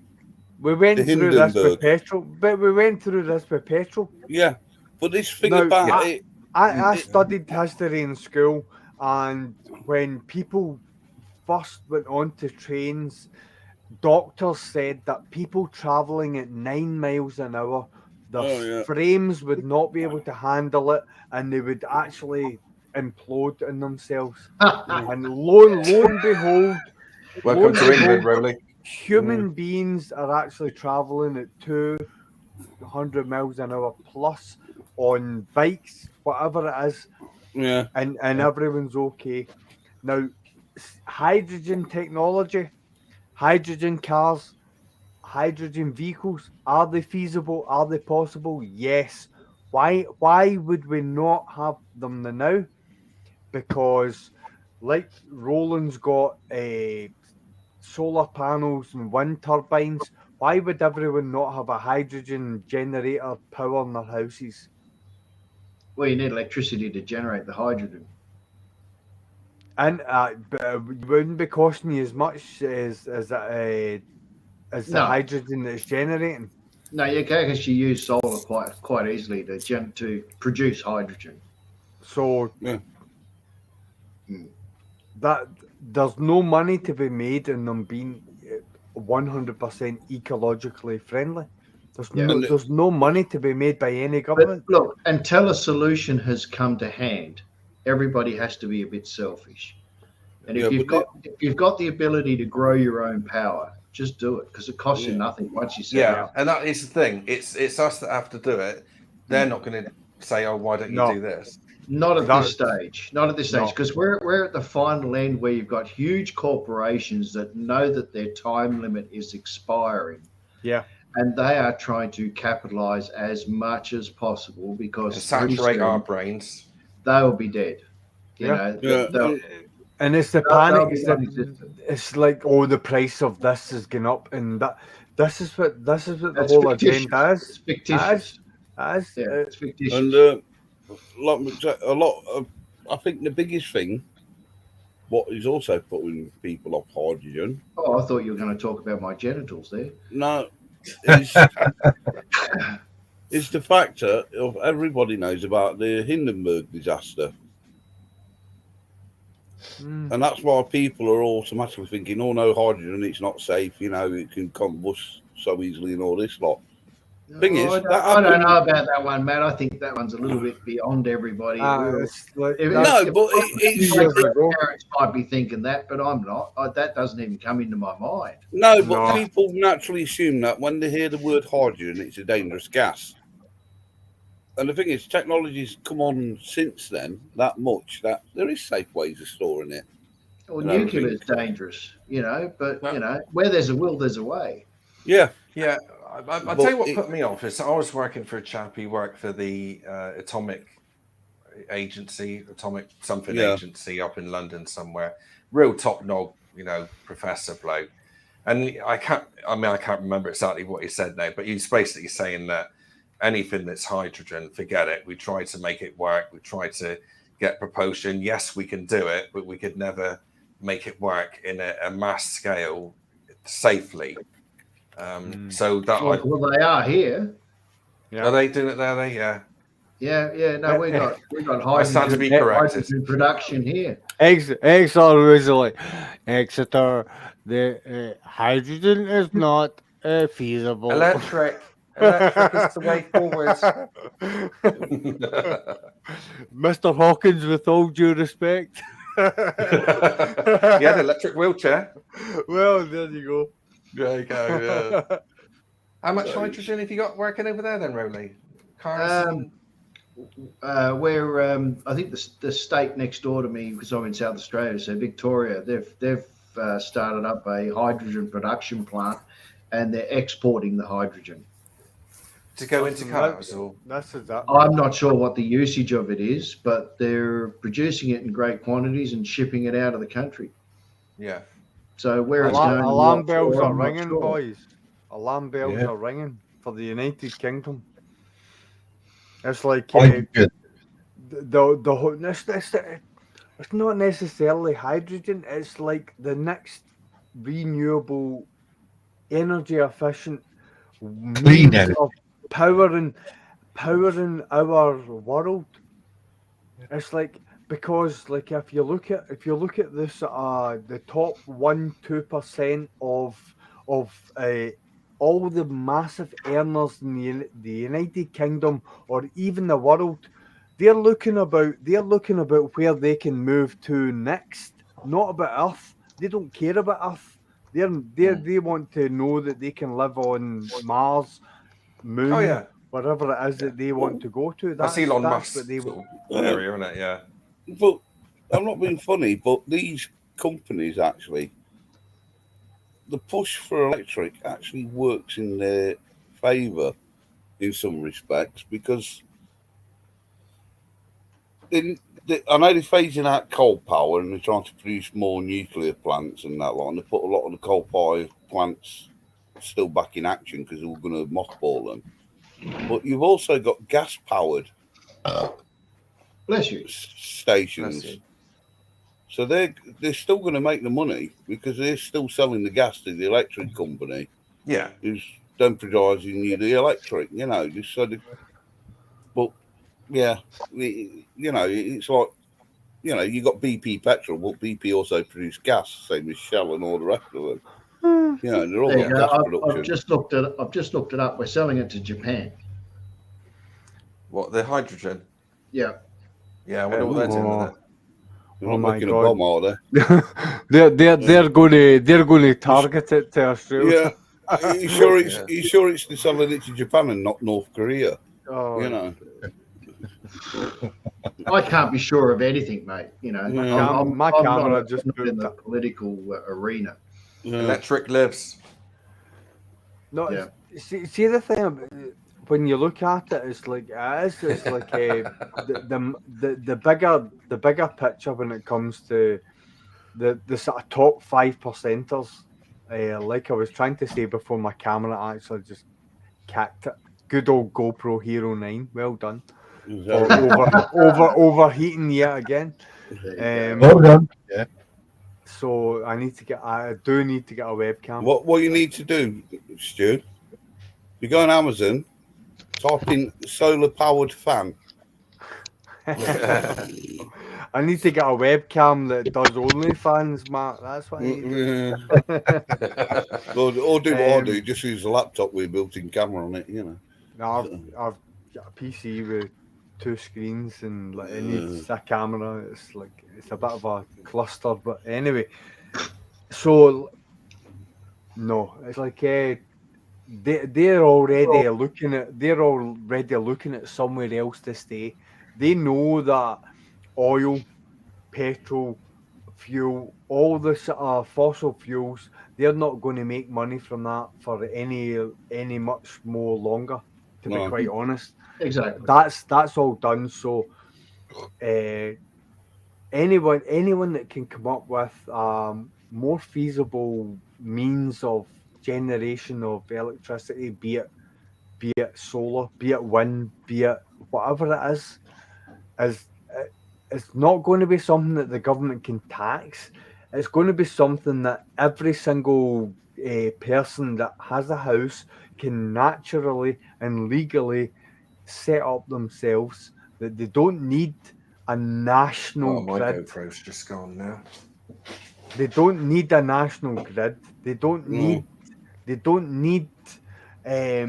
this assistance from this big infrastructure because they can manage it themselves. Like Roland said, listen to what Roland is running off his system. That's no more than what we expect to run off our own. Pretty much. Roland can run it without the assistance of the national grid. Yeah, if the grid goes down, which it does quite often here, it's all lights on. You're still okay. It's like, God, we need to realize this. This is what I'm saying. But Matt, these companies are taking how much money a month are these companies taking for what? What is it they're taking? Because it's like Roland's got, the solar power and the wind power, and I've just been on about that heating system. What I'm on. If you think about it, you could build something like that in your back garden. Because all you're doing is you're burning waste. You still hear me, lads, can't you? Yes. Yeah. Yeah. Okay. You're burning waste. that's heating the hot water up. That water's getting pumped into your house, going through a heat exchanger, coming back outside and then contacts bang down to water again, you know. And you've got a closed loop system of where whatever rubbish you're generating, you're burning it cleanly in your back garden sort of thing. And you could be heating your house with that as well as the solar system, what Roland's got on everything. So you could become self-sufficient just doing it that way. It's if you look into it, it's not expensive. It's by no means expensive to set up. Yeah, the only expensive component is your storage, your batteries. Yeah. But don't you need an inverter and things like that as well, Roland?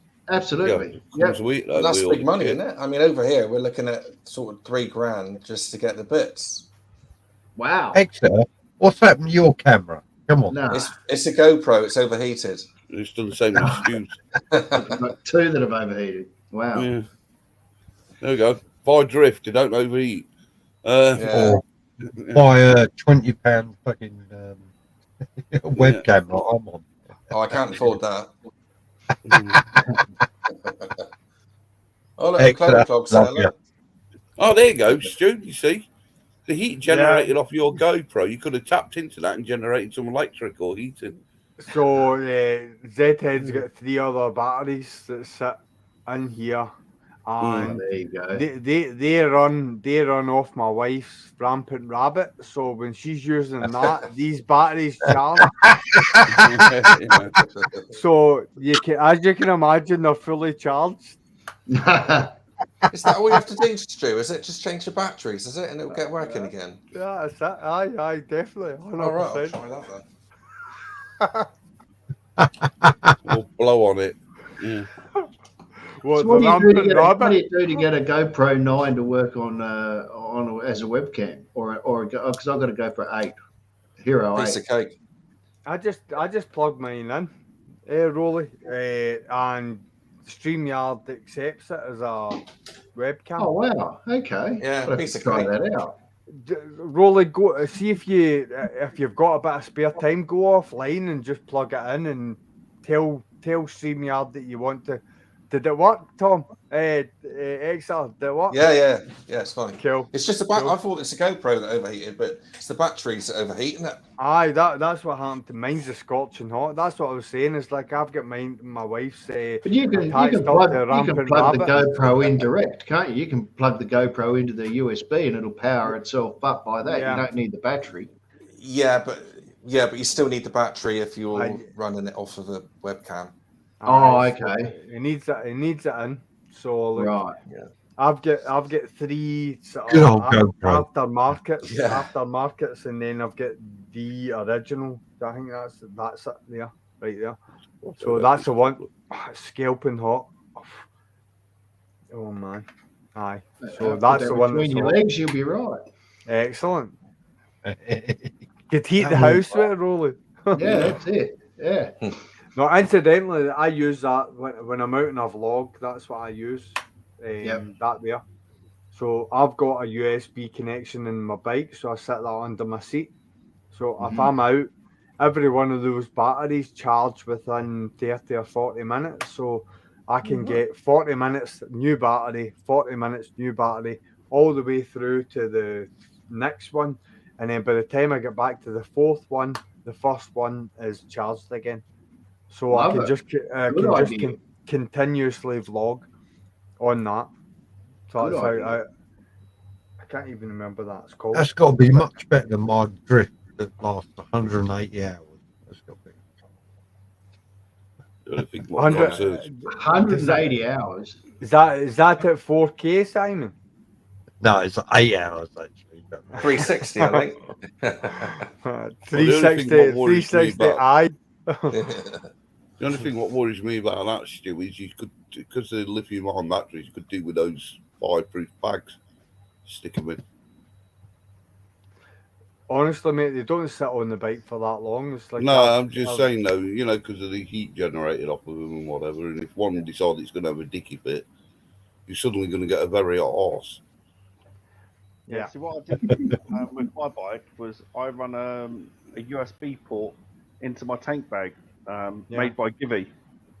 So I just plug everything into the tank bag. Yeah.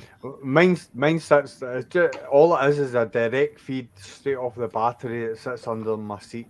So, no, I put mine to an ignition feed because otherwise my bike would just drain.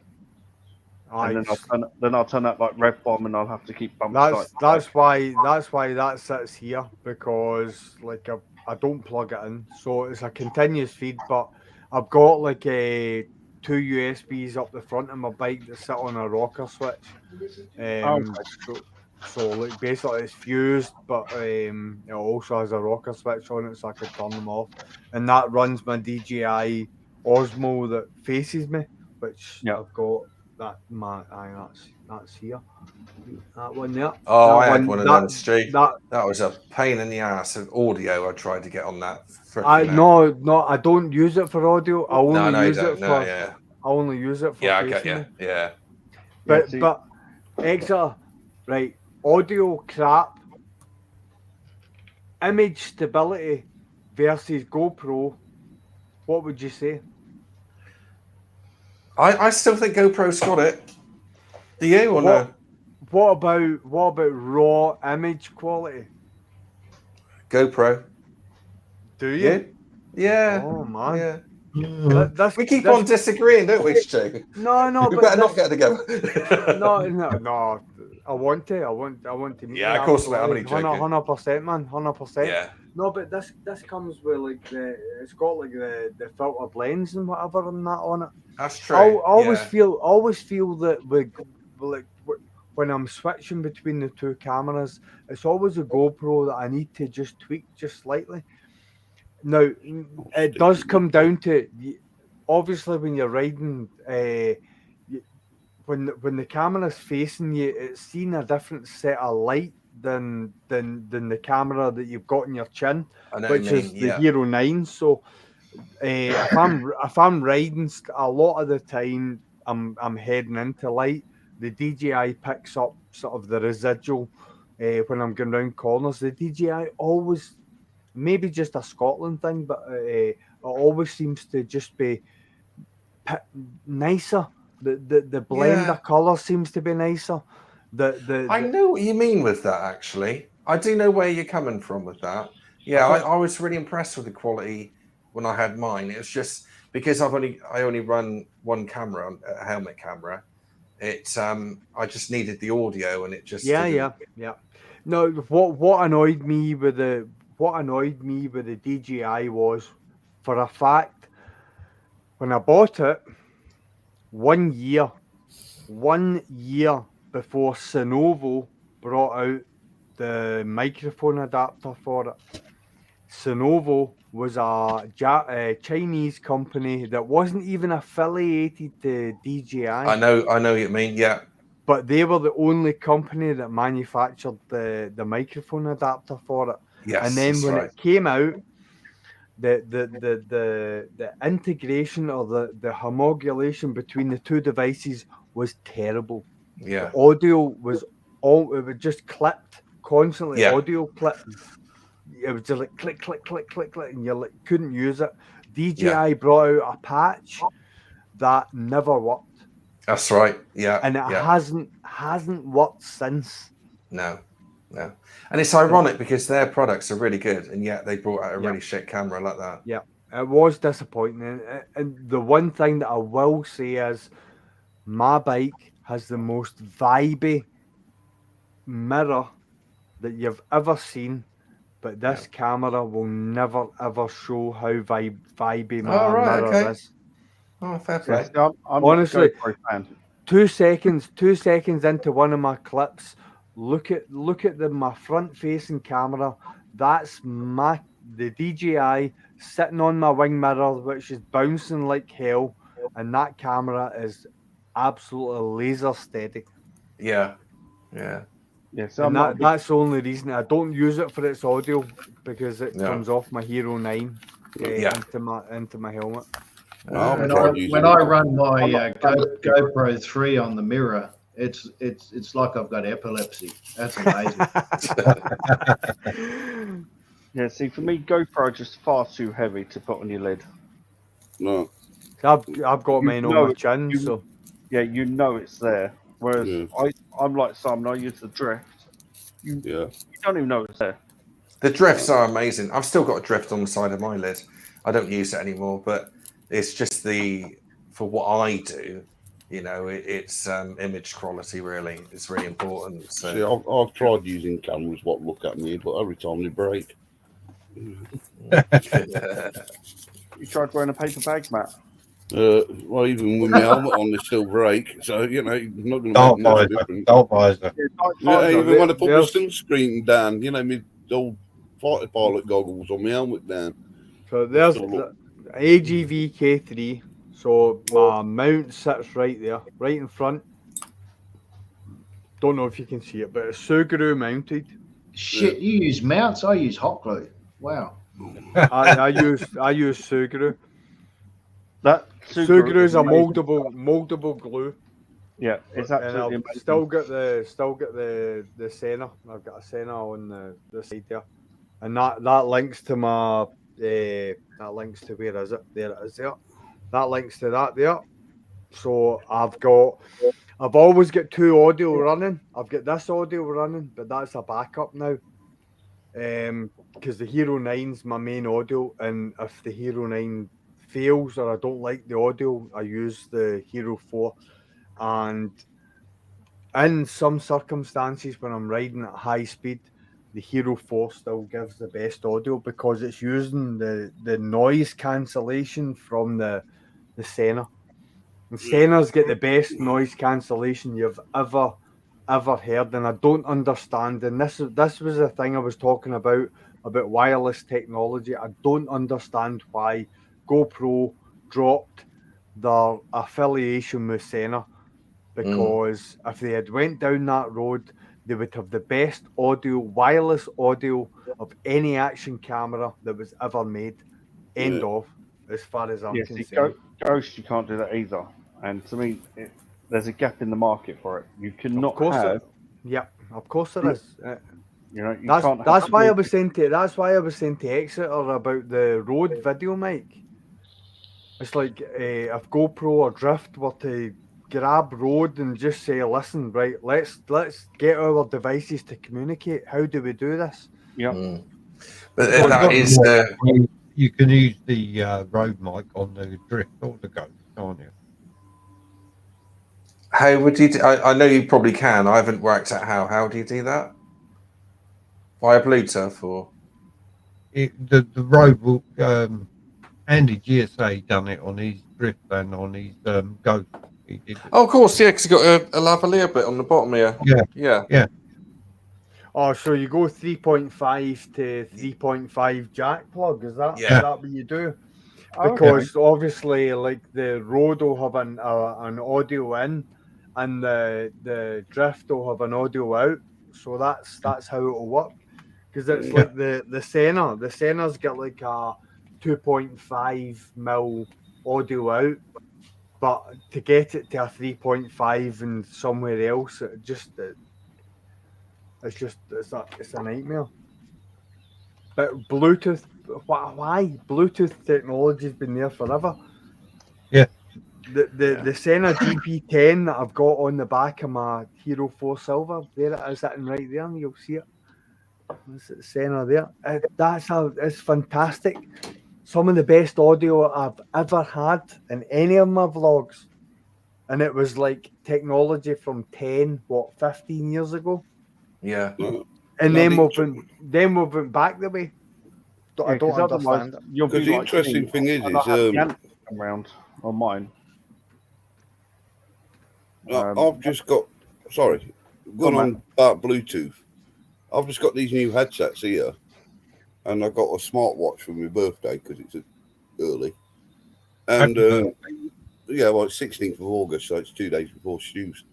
That's why I'm going away for a week, because I'm getting a piss up on 50 that week. So anyway, I've got these, and the Bluetooth headphones and my watch will connect to my phone both at the same time. So why can't you do that with, like you say, with your cameras? Yep. You know. Yeah. 100%. It's like, I don't know. It's like GoPro just wants you, like, I bought the Hero 9, right? So just I'll give you that as an example, right?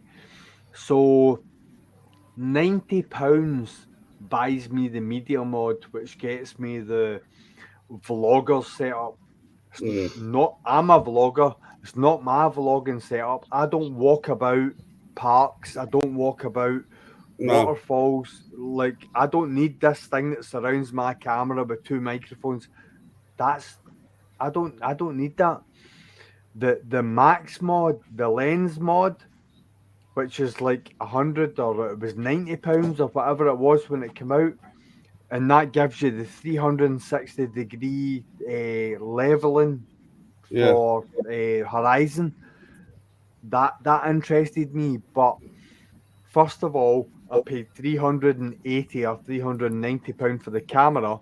I had to pay £50 or £60 for actually being able to connect a microphone to it. Yeah. So why am I going to buy a media mod? Why am I going to buy the lens mod when I've just spent the best part of £450 just to get the basic setup? Why am I going to spend more?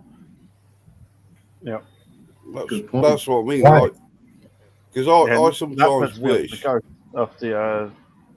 GoPro. Sorry, the GoPro. Like, you've got to buy the camera for like £400-500. Then you've got to buy the additional pack, which is like 50-60 quid. Yep. Plus, and I'm like, why? Why can I not say it's £450 and you get all this stuff with it? See, the only thing I'd like is why not pay 130 quid like I did? That's the camera I use, and I bought a 20 quid mic to go with it. Me too. That works well. Because the thing I wish I could do was have my center, the cardio thing on the side of my helmet, communicate with my camera, so I've only got the one microphone instead of 2 in the helmet. Yeah, so you're like that. You got the antlers. Yeah. Well, they're both under the cheek pads, but one's on the left side and one's on the right side. Yeah, so you're like that. You're like a little ant. Yeah. And depending if I use the boom mic, because sometimes I put the boom mic on for the center, it's like you lift your helmet up and you got this kind of thing in front of your mouth. Everybody's looking at you thinking, is he copper? What is he? Even though I'm on a little 125, they like look at you funny, And like I say, and then I just wish. Sorry? Do you have the same problem I do? When you close your lid down, does your microphone sometimes drop out the bottom? Yeah, the boom mic, if I've got that on. Yeah, you have to be careful because I have to sort of push it into my face and then put my lid down and then just stick my finger up to put the gap between it. Yeah.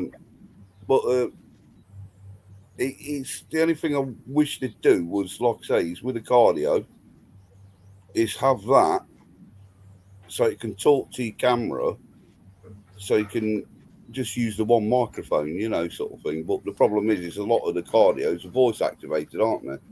Yeah. So if you start talking to it, it's going to confuse the bloody thing. Yeah, so I'm currently toying with, I've taken the microphone off of my drift. Yeah. And I'm using voice recorder on my phone, which comes through my cardio, and then drop the audio and the video together. Oh, right. No. That's what I'm currently toying with, because to me, that's the only way around it, other than having the stupid antlers at your face. I've got many solutions. And then you've got the problem that if your phone then rings, it cuts across your audio. Yeah, and you're going to be dancing. It's going to record in your phone combo, Yeah. I'm going to. It's going to go a wee bit close to the camera, but that's what's called a Windjammer 2. That's the first thing. So the Windjammer's a neoprene. You can see it there. It's a very, very small opening. So basically, when I put that over my head, it sits under my chin. So it takes any excess wind noise that's passing underneath my helmet, and it takes it out of the way. Yeah, see, I don't think that would work for the flip-up helmets like me. And, no, it wouldn't. But that's the first thing that I've got. Right. Won't work on the modulus. The second thing I've got is the noise cancellation with the GoPro Hero 9. The next thing I've got is the Hero 4, working with the Senna GP10 and my Senna on my headset that is also connected. So I'm gaining, if one audio's good, the other one might not be, and I can pull that together. You see, the reason why I like my modular helmets is because I wear glasses.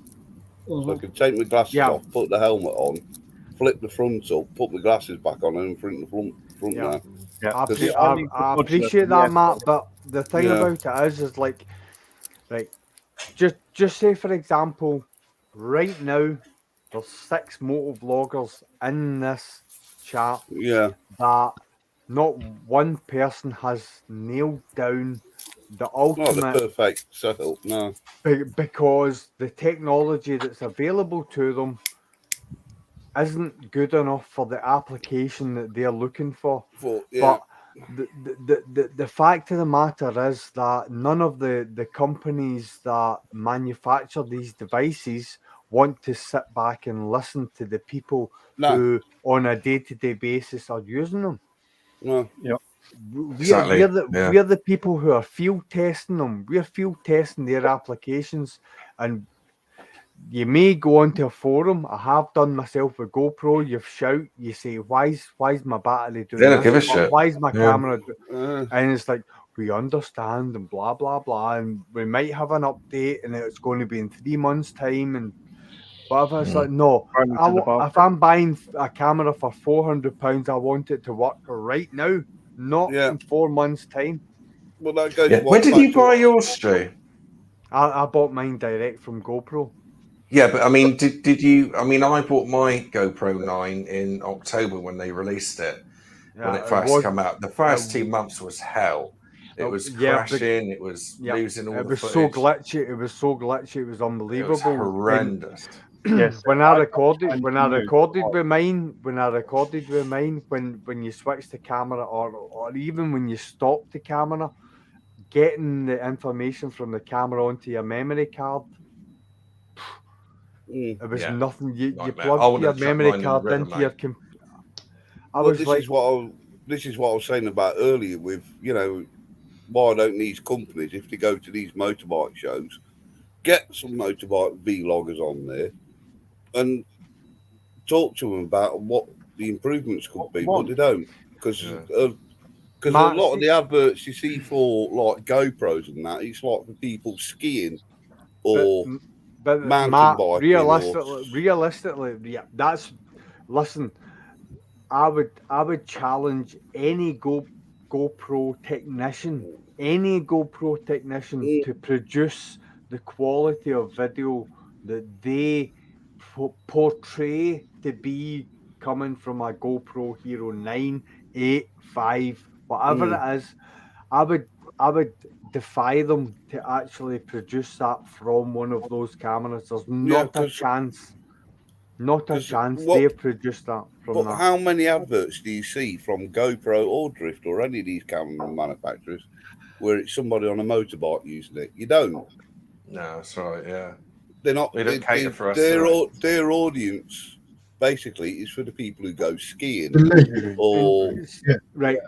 Say for example, we were to get a stand and we were to invite GoPro and say Drift. Do you think GoPro and Drift are going to stand there and let us kick them in the balls for a whole weekend? They're not going to do it. No, because I can tell you right now, I will quite happily kick them in the balls for the whole weekend. You say, what about this? What about that? What about Senna? Get back in tow with Senna, GoPro. What are you doing? Yeah, but this is what I was saying. This is where it comes back to who they market it as for. They don't market it for people on motorbikes. They market it for people who go skiing, mountain biking, skateboarding, something like that. It's all these.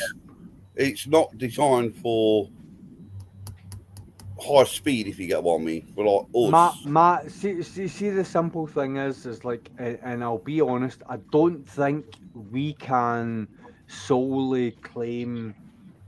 No.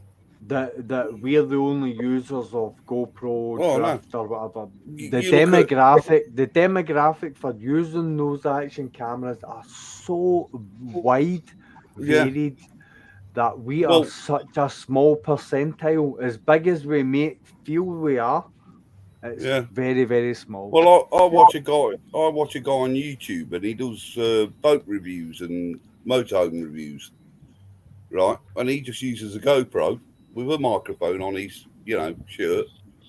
He uses a GoPro on a hand stick or something, walking around, showing you around inside the boats or the motorhomes. Right. It's for stuff like that. They're brilliant because there's no wind noise. Very good. There's no wind noise. Yeah. There's no buffeting. Yep. There's none of that. He went on Jim Davidson's boat, didn't he, man? Yes, you know the person I'm on about, Nick. Yeah. Is it Nick? You call him Nick Aquaholic. Oh, I can't remember now. Yeah, I can't remember. Was it Ian? I can't remember. But he just did that red boat. He did the meet the owner, and when he was doing it all, that thing looked gorgeous when it was done. Yeah. But this is what I'm saying. The market for those kind of cameras is not designed for people like us. No. Which is where we start coming across these problems. I think in their heads, they probably think, well, it can do skiing, it can do vlogging, you can stick it on a motorbike. Yeah, exactly. But it's when it gets put on a motorbike that's when we start discovering the issues with like the headsets and things like that. Yeah, the audio and the camera quality and things like that. That's when we discover it, because we're using something what's not really designed for us. Yeah, exactly. Yeah. Simon, when your Ghost gives up the Ghost, do you reckon you'll go GoPro, or do you think you'll stick with Ghost? I'll probably get another Ghost. Yeah. Even if I've got two Ghost cameras, XL. What if they went electric? Sorry. What if they went electric? Sorry. I just came back to the electric bit. Well, this is what I'm saying. We're pushing their cameras in a way to the limits, if you get what I mean. Matt, that's my whole point. My whole point is the fact that we probably test their cameras far outside their own testing. Testing sort of demographic, is it? Because, like do you think we need a moto blogger for motorcycles camera? Yes. I would love for Drift to have a moto vlogger on YouTube. I would love for GoPro to have a similar moto vlogger on YouTube to basically start a journey. Right, they both of them work for Drift and work for GoPro, and they take one of their cameras and try and produce good content and put it out honestly to the wider audience. And they will not be able to do it right at the start, but they'll work out how to do it. And see, once they work out how to do it, they can bloody well let us know how it works. Because first of all, right, okay, but if you were to ride with a GoPro Hero 9 just on the front of your helmet with the audio noise reduction and nothing else, all you're going to hear is that's it. Yeah. That's all. Wind noise. This is what I'm saying as well. Because when you see them sort of like GoPro in conjunction with a certain energy drink company's aerobatic team, number one, they've probably got a professional camera set up there, setting all the gear up. It's been edited to the max. There's microphones everywhere. And the other thing, the microphone on the cameras, what are mounted on the outside of the aircraft, are muted because they put music over the top. The only audio you hear is from the pilot in the cockpit, and they've wired up to his microphone. Exactly. It's all synthetic. It's all designed to make you have the. Probably it's any wonderful. GoPro, I would say any GoPro advert, any drift advert. Yeah. I would even say even the post production on the actual quality of the image, because if you look at any how-to video on GoPro or drift, it says that you should downscale all your imagery. Yeah. In the sense of don't just go for 4K or 6K just because the camera can do it. Downscale it so that the lens can take in more information, because in post production you can always upscale it. Yeah. And it'll give you the detail that you're losing when you're actually originally filming it. Yeah. If you look at am I right, Stu, in thinking that the if you buy a GoPro, you can only edit the videos off your GoPro in GoPro software? No, not at all. No. I download mine directly onto the computer and I use Power Director. So what's it stored in? Is it an MP4 format? Yeah, it's MP4 and straight onto a memory card, and I can upload it onto my computer. So you don't need to pay for that GoPro. No, it's GoPro Quick. That's what it's GoPro Quick. No, that's rubbish. It's like my next-based camera. You can use it on anything. It just becomes a generic file. Yeah, I'm looking at the second camera. It becomes a generic file. You can download it onto. It's just an MP4 file, really. Yeah. Oh, okay. But it's like my dashboard camera. The actual bike. Yeah, it's like my dashback camera. My next base, that stores everything in MP4 format, because that's what I've had to do today. I had to download images off of it onto me. No, it's the dairy milk. It's the fudge I like. I don't like it's got one space in there. Oh, is that a camera? Yeah, that's my dashboard. That's me one out of the car because I took it out today. Yeah, see, I can't take my dash cam out of the car. It's all hardwired. No, well, mine's hardwired in. No. The way these hardwired with a DVR and the way these work is you take the front off, and that's connects onto the mount there. It's magnet, and it just points on underneath that bit. It's quite a clever system onto the window, but mine's all hardwired. Yeah. But I've got the rear camera as well, so that plugs into the side of it, and so I've got front and rear camera, and I wired that in myself into the car because it's so easy to do. It's like run it along the roof line. Find an ignition feed. Well, no, it runs off the fag light socket. So it runs off the 12 volt.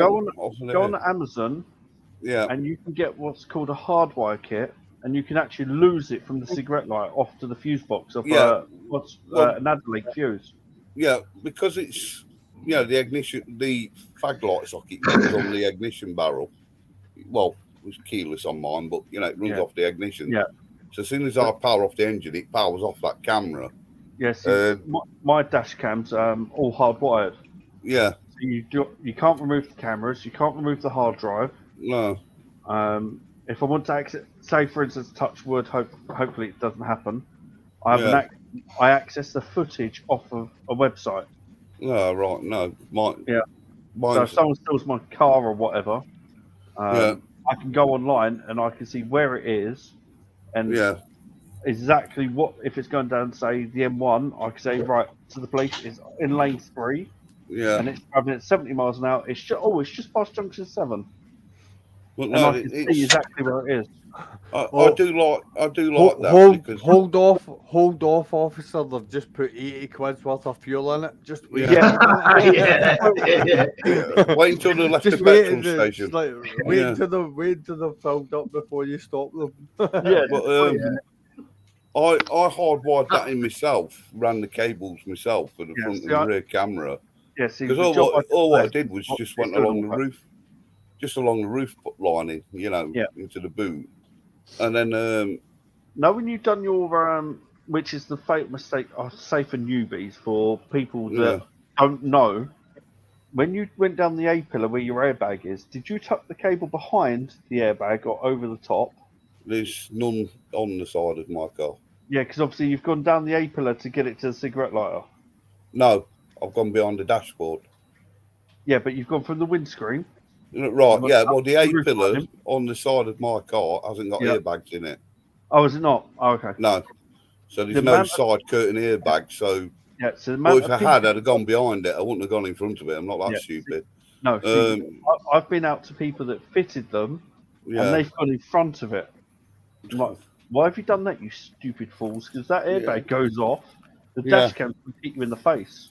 Yeah, no, because why it is behind my courtesy lights, and where the mirror goes up, there's like a panel, what you pull out, plastic panel, what clips out, and I've ran the cables so it comes along that, and then the other side of that, where the roof lining is, there's a bit of a dip in it because of where the wing mirror, rear view mirror comes up, so there's like a natural cutout in it. So the cables come out in through there, and all the spare cables shoved in that little gap above. So it's easy to fit. It was simple to fit in the car, because what I did with the mains power, well, the 12 volt, is I rang that down the A pillar, as you said, but it goes into the dashboard. I took the glove box out, and it comes out beyond the glove box and through, and I've cable tied it all in and put my cable mounts on and everything, and like I say, just plugged into the fag light socket. So, because I never use it anyway, it's just there as a 12 volt. Because I've got a USB, couple of USB auxiliary ports in the front. So if I need to charge my phone up, I just plug the leads into them, rather than using the fag light socket. It's only used for the camera, that is. Well, listen, gentlemen, I'm going to depart. Okay, Roland. Thanks, good catching you guys. Good night, Riley. Yeah. And, have yourselves a good week, and keep safe. You sit there with your free electricity, Roland. Yeah, exactly. See you next week, Riley. No worries, guys. Been absolutely fantastic having you, mate. Nice one, mate. Cheers. Yeah, catch you later. Catching, Roland.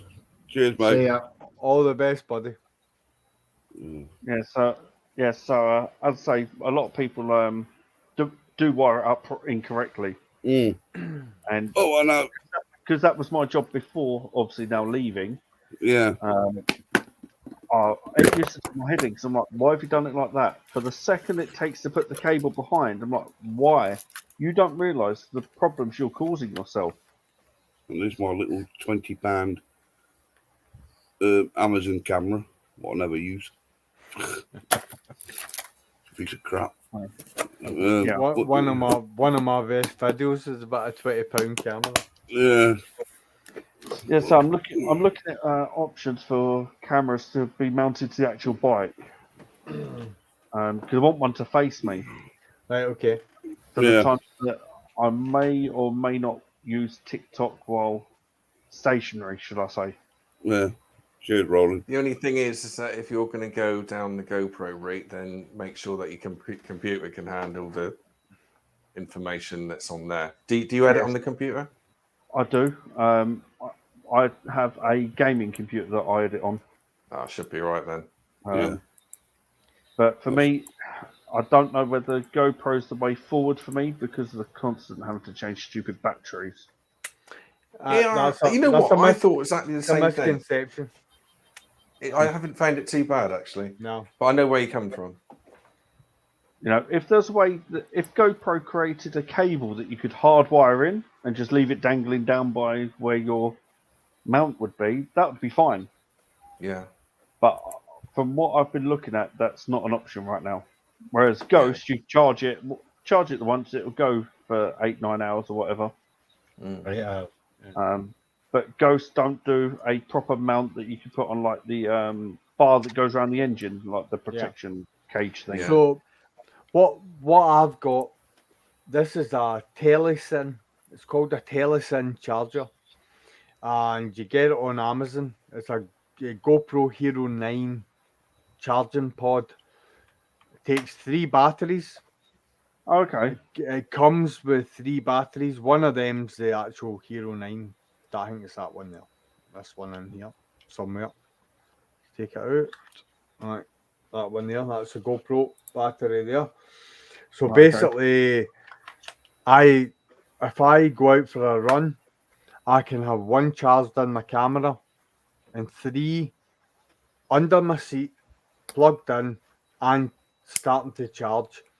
So Does that box actually charge like a battery power bank type thing? Yeah, it's a power. If you look there, there's 3 lights. Yeah.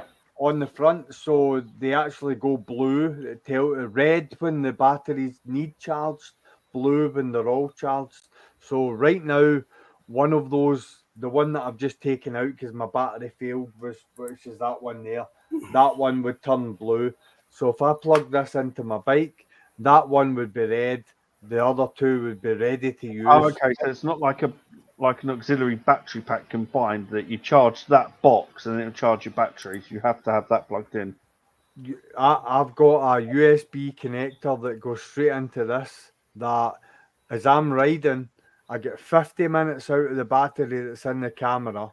I can stop the bike, take one of the batteries out of here, put the other battery in my camera in there, and just keep switching every 50 minutes. And I can go out for 4, 5, 6, whatever hours, and I will never run out of power for the Hero 9 because I've got enough batteries to cope with the cycle. Oh, okay. And what I personally found, I went from drift to GoPro, and I wouldn't go back is the first thing. But secondly, it makes you more efficient pushing the record button as well, because you haven't got so much you can record, so you just record what you really need to. Yeah. See, what I tend to do is I've got a watch attachment here somewhere. It's over there. And what I do is I mount that to the handlebar. I turn the drift on. Yeah. And then I record. You've got the remote. You've got the remote. I've got a little remote. Yeah, and then what I do is I record. And if I go, oh, actually, that was great, I can then press a button. It will stop that record. Give it 1 or 2 minutes, and then record again, and it will leave that gap of 1 or 2 minutes. So when I go into edit, I know that's the video that I wanted to save. Yes, I know what you mean. I do it for overtakes. I love recording like bridges. I love just landmarks basically. Because like what I usually do is I try and talk around landmarks, which means that I know when I've talked and where I've talked. So when I start recording, it kind of pulls it into your vlog. So I tend to see if the scenery and the views are bland, I tend to be quiet. So like I don't record. So when you drop into like Cyberlink, it will show your audio bit as well. Yeah, it's got everything. It's got everything in it. So like basically, and what I do is like my Hero 9. I use that as my main source of audio. So when I go into Cyberlink, I go into multi-camera studio, so I can link my DJI audio up to my GoPro Hero 9 audio, and then link them together.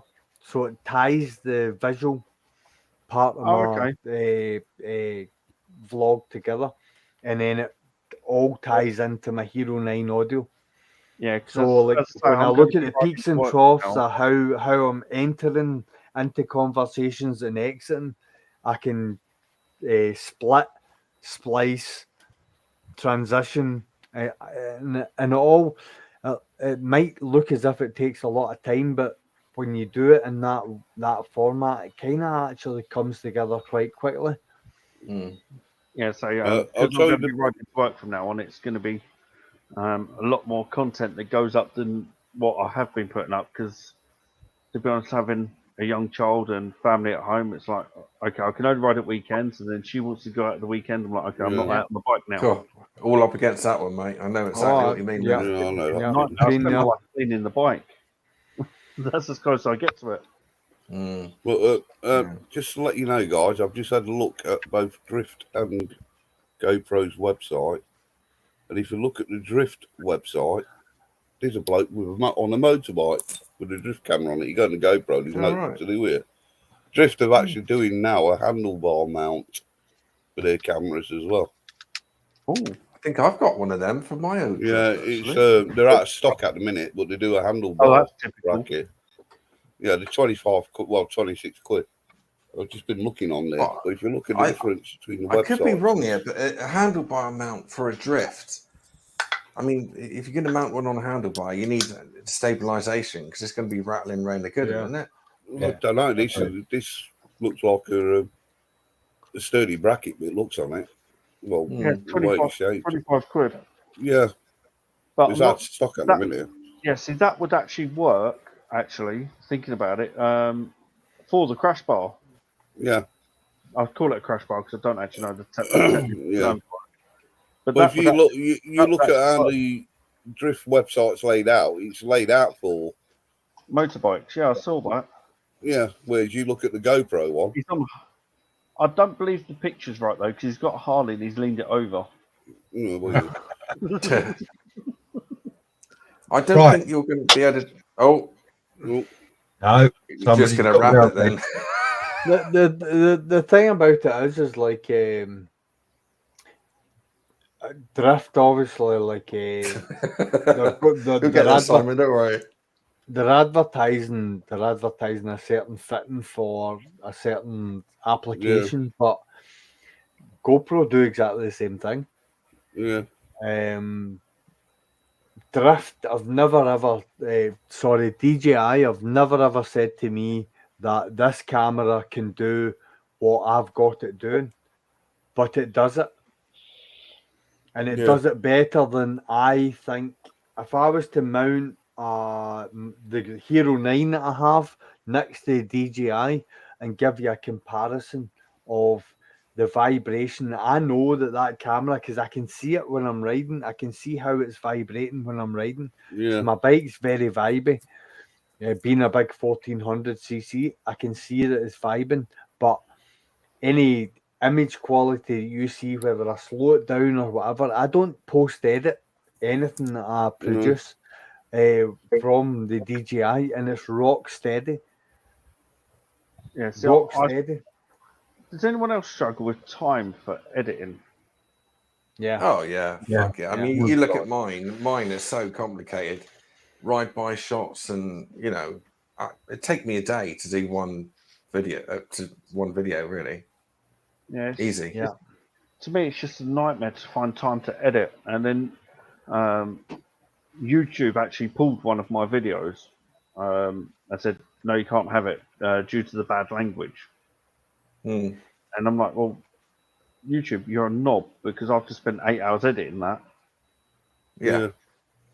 And then just to read the community standards. that is it. And I'm like, fucking snowflakes. It's just nightmare. I'm really careful with it. I mean, if you met me in real life, you think, bloody hell, is that the same bloke? Because I'm a tradesman. I swear, like, you wouldn't believe, Yeah. But yeah. But the C word is my favourite word.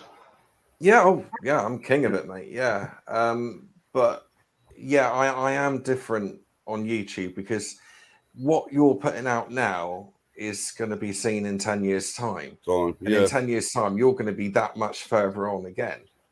That's the hardest thing I find when I'm on my thing, is trying not to swear. Because I'm like you lot, I'm polite on here, but I'm effing blind in it most of the time. And it's like when I'm on the bike sometimes I forget. And it's like I'll be muttering on and something will happen. I go, effing and blind in it. And it's like, oh, well, no, hang on, well, no. And it's like, oh, sorry, I can't be asked to edit it out. Yeah. I mean, to be honest, if I was doing what you guys are doing, one F-bomb every now and then, So, I don't apologise for anything I say. No, I don't. Absolutely not. Absolutely not. No. See, for me, it's natural, it's raw, and it's a lot. Yeah. Yeah. It's like when I pulled I don't go out my way to swear. If I do, it's for justified reasons. Probably somebody pulling out on me. Or Simon will tell you, because he's met me he's met me, the every other word is F and the C word, and yeah. Well, it's like on one of that video when I did the Batman thing, and I pulled up onto Woolwell and Hall and started driving up the road, and there's a load of bloody deer started crossing the road, and I think I just sort of went, "Oh, fucking hell, that's something like, oh, that's a fucking load of deer," you know. And it was like afterwards, I sat there thinking, "You swore, you swore, you swore," and it's like, "Oh, never mind." Yes, the other thing I find actually I haven't quite learned properly through editing is sometimes if it's late at night, I'm night blind. So if you notice, when I was on the live, I then had to swap my glasses. Yeah. So overnight, all I see is headlights. So if we're out with the wife and it's late at night, I follow her home. Yeah. I haven't learned how to blank my number plate out because 9 times out of 10 she's in my car. Yeah. So I haven't learned how to put the blank over it. So I end up putting like an emoji poo over it. Yeah. Right. Once you've uploaded it, if you go to YouTube Studio on that video, there will be a blur option. And you can never found it. What you want to blur. Yeah, there you go. You can. It's like the footage that you want to blur. If you leave that the very first track and bring the other track below it, you can edit the top track to blur out the registration plate. It just basically creates an overlay. It's just, all it is a mask, and you blur the registration plate out, and it works. What's the treat? Yeah, allegedly. Yeah, because I've also had to angle my camera up a little bit, so it no longer sees my speedo either. I just do not. I do not worry about that. I do not. Do you know what it's like? Right. If the police want to prosecute you for speeding, they need 3 basic elements. They need They need to cut. They need a to come with location a lot of and a proof. date and time. Right, well, I turned the date and time stamp off because you told me to. Sorry, you told me to. And I don't start the vlog near my house either, so I go way out the estate, down the motorway, and then I start. Right, if the police want to do you for speeding, they need date and time. They need location. All right, that's and speed, obviously. Yeah. They need those 3 things. If they can't match them 3 things up, the metadata exactly. But the metadata from your camera is only relevant if you've got it set to the relevant date and time. If you set it a day before, because like when you're setting up your camera for the first time, set the date and time. What does everyone do? You set it to the current date and time. You only need to set it a day forward or a day back, and it's not relevant anymore. Because the police can't prove that something that was filmed in the 6th of August was actually recorded in the 5th. They can't prove it if that's the metadata that's put onto your memory card. Yeah, see, because that's the way you've set it. Because anyone can set any date in any time on any camera. It doesn't matter.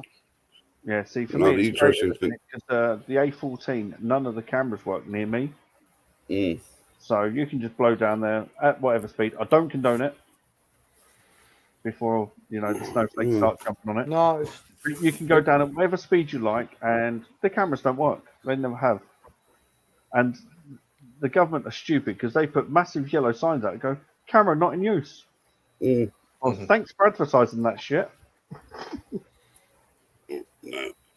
So yeah, that's the only thing that worries me because I've had my bike license since March, and I don't really want to lose it again. No. Another review has just been saying about starting up her. Is it his or her? Is it her or him? I know, own channel. Say them. It'll be politically correct to say them. Them. Yeah, probably right. Yeah. Which one you want about? Yeah, how to start. To be honest, with editing, you just got to dip in. You just got to try it and just keep playing around. I'll tell you a good piece of editing software to get you started, and it doesn't cost you anything, and it comes with most mobile laptops and PCs. Is Windows Movie Editor, because I started with that and then moved up to the Power Director whatever it is I'm using now. Same one as Simon. Yeah, see, I did the opposite. I went And straight that is a very good tool. The Windows one, what comes free with your laptop and whatever, that is a good tool to start off with, because it gets you used to adding in titles, editing the time, the video lengths down. And funnily enough, I still use that piece of software when I'm editing, because I find it so much easier on the Windows editor to clip the movie, clip the film. And I'll use that to clip my films, and then I'll use Cyber Director to merge them all together and everything. I watched an Australian motor vlogger. I can't for the life of me remember his name. Might be the Outback Outlaw. I might be wrong, but he only used to edit on iMovie. Yeah. Apple iMovie on his phone. He said that's all I edit on. I'm sure I'm almost 100% sure I was on a live stream with him, and that's what he said. I only use iMovie. It doesn't use any fancy. It doesn't use any fancy editing software. What he does is he records on his GoPro, his Drift, or whatever. He downloads it onto his iPhone or his iPad. Yeah. He sits in his hotel room, edits quickly, pumps it onto YouTube. Yeah. Bang, bang, bang, bang. Yeah, I think Hills does something similar with either Fillmore or Cyberlink. I can't remember which one. How's your Fillmore? Yeah. Is there any right and is there any wrong way of doing it? I don't think there is, because that's very true, mate. I have seen people who have created some of the best cinematic footage using the simplest of programs. Yeah. The quickest of video techniques, editing techniques, and I've seen people who have spent a lot of money trying to get the same effect and fallen well short. Yeah, that'll be me. It's like there might be 1,000 people in the room that pick up a guitar, and there's only 10 people that can play it. Yeah, that's motovlogging in a nutshell.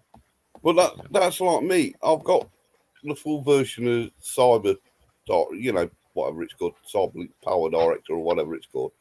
Got the full version of that, but I tend to find that if I want to clip a film, I'll go straight to the Windows one, because I've faffed around on the Cyber thing and it's taking me like half an hour just to edit down the film.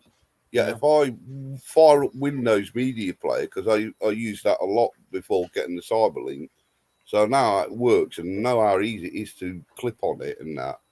I can do the same video within like 5 minutes by just using a different bit of software. It's just, it's because I got used to that and I know how it works. And to me, when I first started, it was Sony Vegas. Sony Vegas was the program to use. Sony Vegas, and I used Sony Vegas 13 Pro for as long as it was free.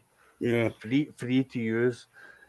When they stopped making it free to use, I stopped using that, and then I went to Power Director. Yeah. Now, what I like about Power Director is, and I'll show you in 2 seconds because I can bring it up here. Is this your longest live, Simon? Yeah, it is. Is it? Yeah, Simon looks like he's worse for wear. Yeah, Simon looks like he's ready for bed, actually. I am actually. Yeah. Me too. I started at work at 8 o'clock yesterday morning. That's Power Director on my phone. Yeah. So I can start anything that I can do on my computer on Power Director. I can stop on my computer. I can bring it onto my phone and carry on with the project. Oh, I didn't know you could do that on your phone. Yeah. It's like I've got Power Director 365. I've got it fully paid. Yeah. Just right. I'll That's just. Is that what Simon? Is that what you have?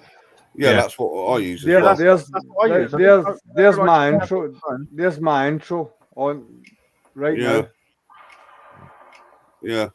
So I can overlay my intro. I can do anything. It's like I can basically I could upload the Grift onto my laptop, put the program to start a new project, and continue it on my phone in bed. Then. Yeah. Didn't even know that. Yeah. I've been taking my laptop to bed. It's see, I would honestly 100% say that Power Director 365 is more intuitive on your phone than it is in your computer. Right, I'll have to have a look in doing that. Because the apps and the way that you can download music, filters, and so on and so forth is like I would say even I would go one further and say that like the likes of if you've got like a Android tablet or an iPad, it's probably even more advanced than the phone because you've got it in a larger scale. But I find Power Director 365 better to use on the phone than it is. I've got a short that I've got on YouTube right now that I edited on my phone. Yeah. And it's me playing balls. It's just like a wee. Yeah, I saw the link. It's just something out with riding bikes, but it was all edited on every transition, the intro, everything was all Power Director on my phone. Yeah, I'll have to have a look into that. See how I never went near my computer for I've just downloaded it. I don't know if you can see that. Yeah. And it is honestly, it's like when you log in and you've registered and whatever, it's like it's a good bit of kit. See, I think I would be more beneficial if I had the same phone as Simon, because Simon's got the one that opens out, whereas mine just folds. Right, on that note, have you lot got any I was only joking, Simon, far away, mate. Yeah. Simon wants to get to bed. I was about to say a nice advice to all you guys, but I'll tell you what, fuck you, Exeter. No, I've been on for a few hours now, and I'm actually scared. Yeah, no, that's fair enough, mate. I know. No problem, dude. You're going to ask us what we're all drinking. To anybody that watches and anybody that watches this on the back stream and everything else, please subscribe to ZD Motovlogs, subscribe to MT Belly, subscribe to MT Crazy Dad Biker, and MT Belly, and Exeter Rider, of course. Absolutely. A big subscriber. Thank you for joining. Simon, can I just say on and I think I speak for everyone, I hope your son has a quick and speedy and painless recovery, and he gets back on bikes as quickly as I hope that he does himself, mate. I know it's tough for my dad myself. I know how hard it is to see your son injured, so our thoughts, the four of us that are sitting here just now, our thoughts go out to you and your son. So speedy recovery, and I hope everything turns out all right, pal. And thanks for hosting as well. Yeah, so thank you for hosting as normal. If anyone wants to stay on, I'm more than happy to put a link up. To be honest, I'm going to crash. You go for it. You go for it. I might just pull the whiskey out. So who knows? I might get naked. What you run on Red Bull or something? Yeah, absolutely. Right. I'm Scottish. The only other thing I was going to ask. The link's in the private chat. I have started it up if anyone wants to join. Excellent. Right, I'm going to. Right. The only other thing I was going to ask is what is everybody else doing for the weekend? But you're obviously sitting on Crazy Dad fucking street. No, my plans, sort my bike out, do a review on the chain tensioner, the chain monkey, and the laser. So I'm going to sort my chain out this weekend or something, get Kira out there with me. So, and then, like I say, I had my 20th wedding anniversary this week, and 16th of August on my way on the piss. So, and my birthday. I'll be servicing my bike over the weekend, ready for Monday. Yeah. Or attempting to. If it doesn't go very well, I'll be using the car. Simon sat there thinking, "Oh shit, I don't want to hear all this. I just want to go to bed." Yeah, I'm just going to get my new tools all dirty on Sunday. Yeah. So, This is a wind up, Exeter. I'm happy with this.